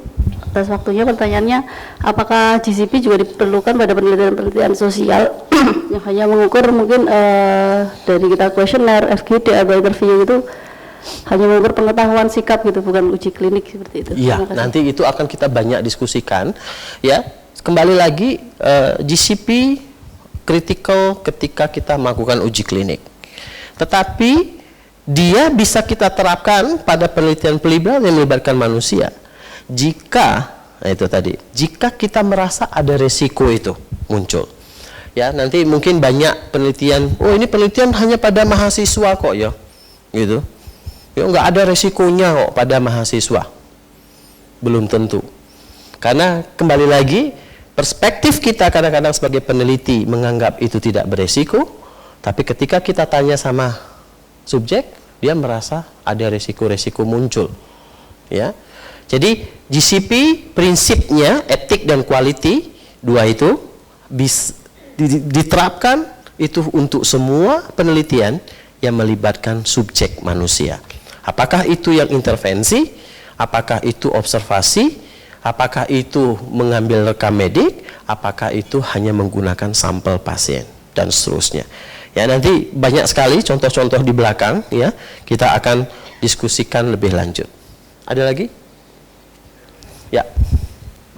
Mengenai manfaat dan resiko tadi itu, apakah kita juga harus langsung menyampaikan kepada subjek?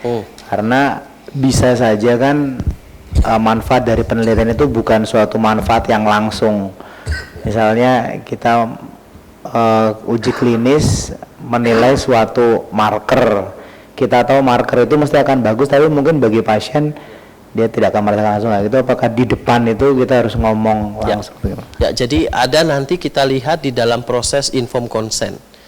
Ya, di mana di dalam proses informed consent kita lihat bahwa apa informasi yang harus kita berikan pada pasien.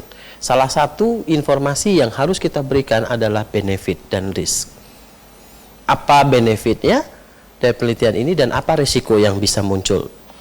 Sehingga si pasien tadi pada respect for person, dia akan menimbang diri sendiri, apakah ketika dia menimbang merasa bahwa penting baginya untuk ikut dalam penelitian tersebut.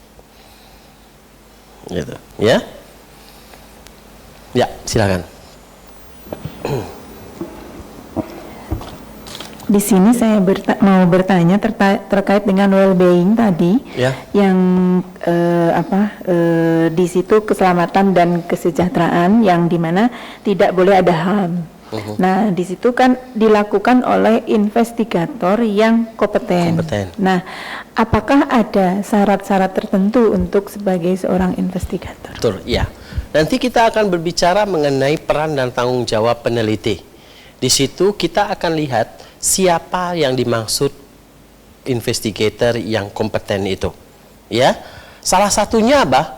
Ini duduk di sini 3 hari. Diberi training GCP, itu salah satu merupakan kompetensi yang ingin kita miliki sebagai peneliti. Mengapa sekarang GCP sertifikat itu jadi penting untuk ditunjukkan?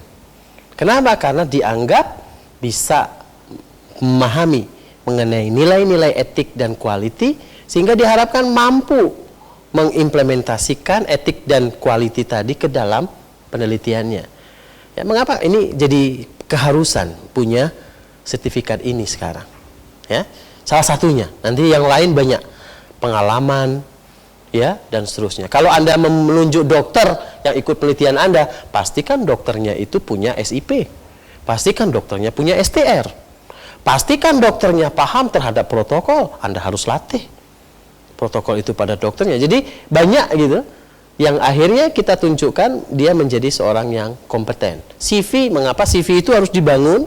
Ya, penelitian-penelitian apa yang dilakukan, ya, baik itu membimbing mahasiswa atau apapun itu untuk melihat apakah memang dia kompetensi di bidang yang mau diteliti tersebut.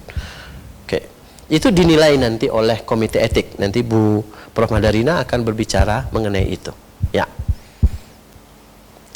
Oke, kalau tidak ada kita istirahat Bapak Ibu 30 menit. Ya, pukul 10 kita kembali ke ruangan ini. Pukul 11. Sorry. Ya, terima kasih. Assalamualaikum warahmatullahi wabarakatuh.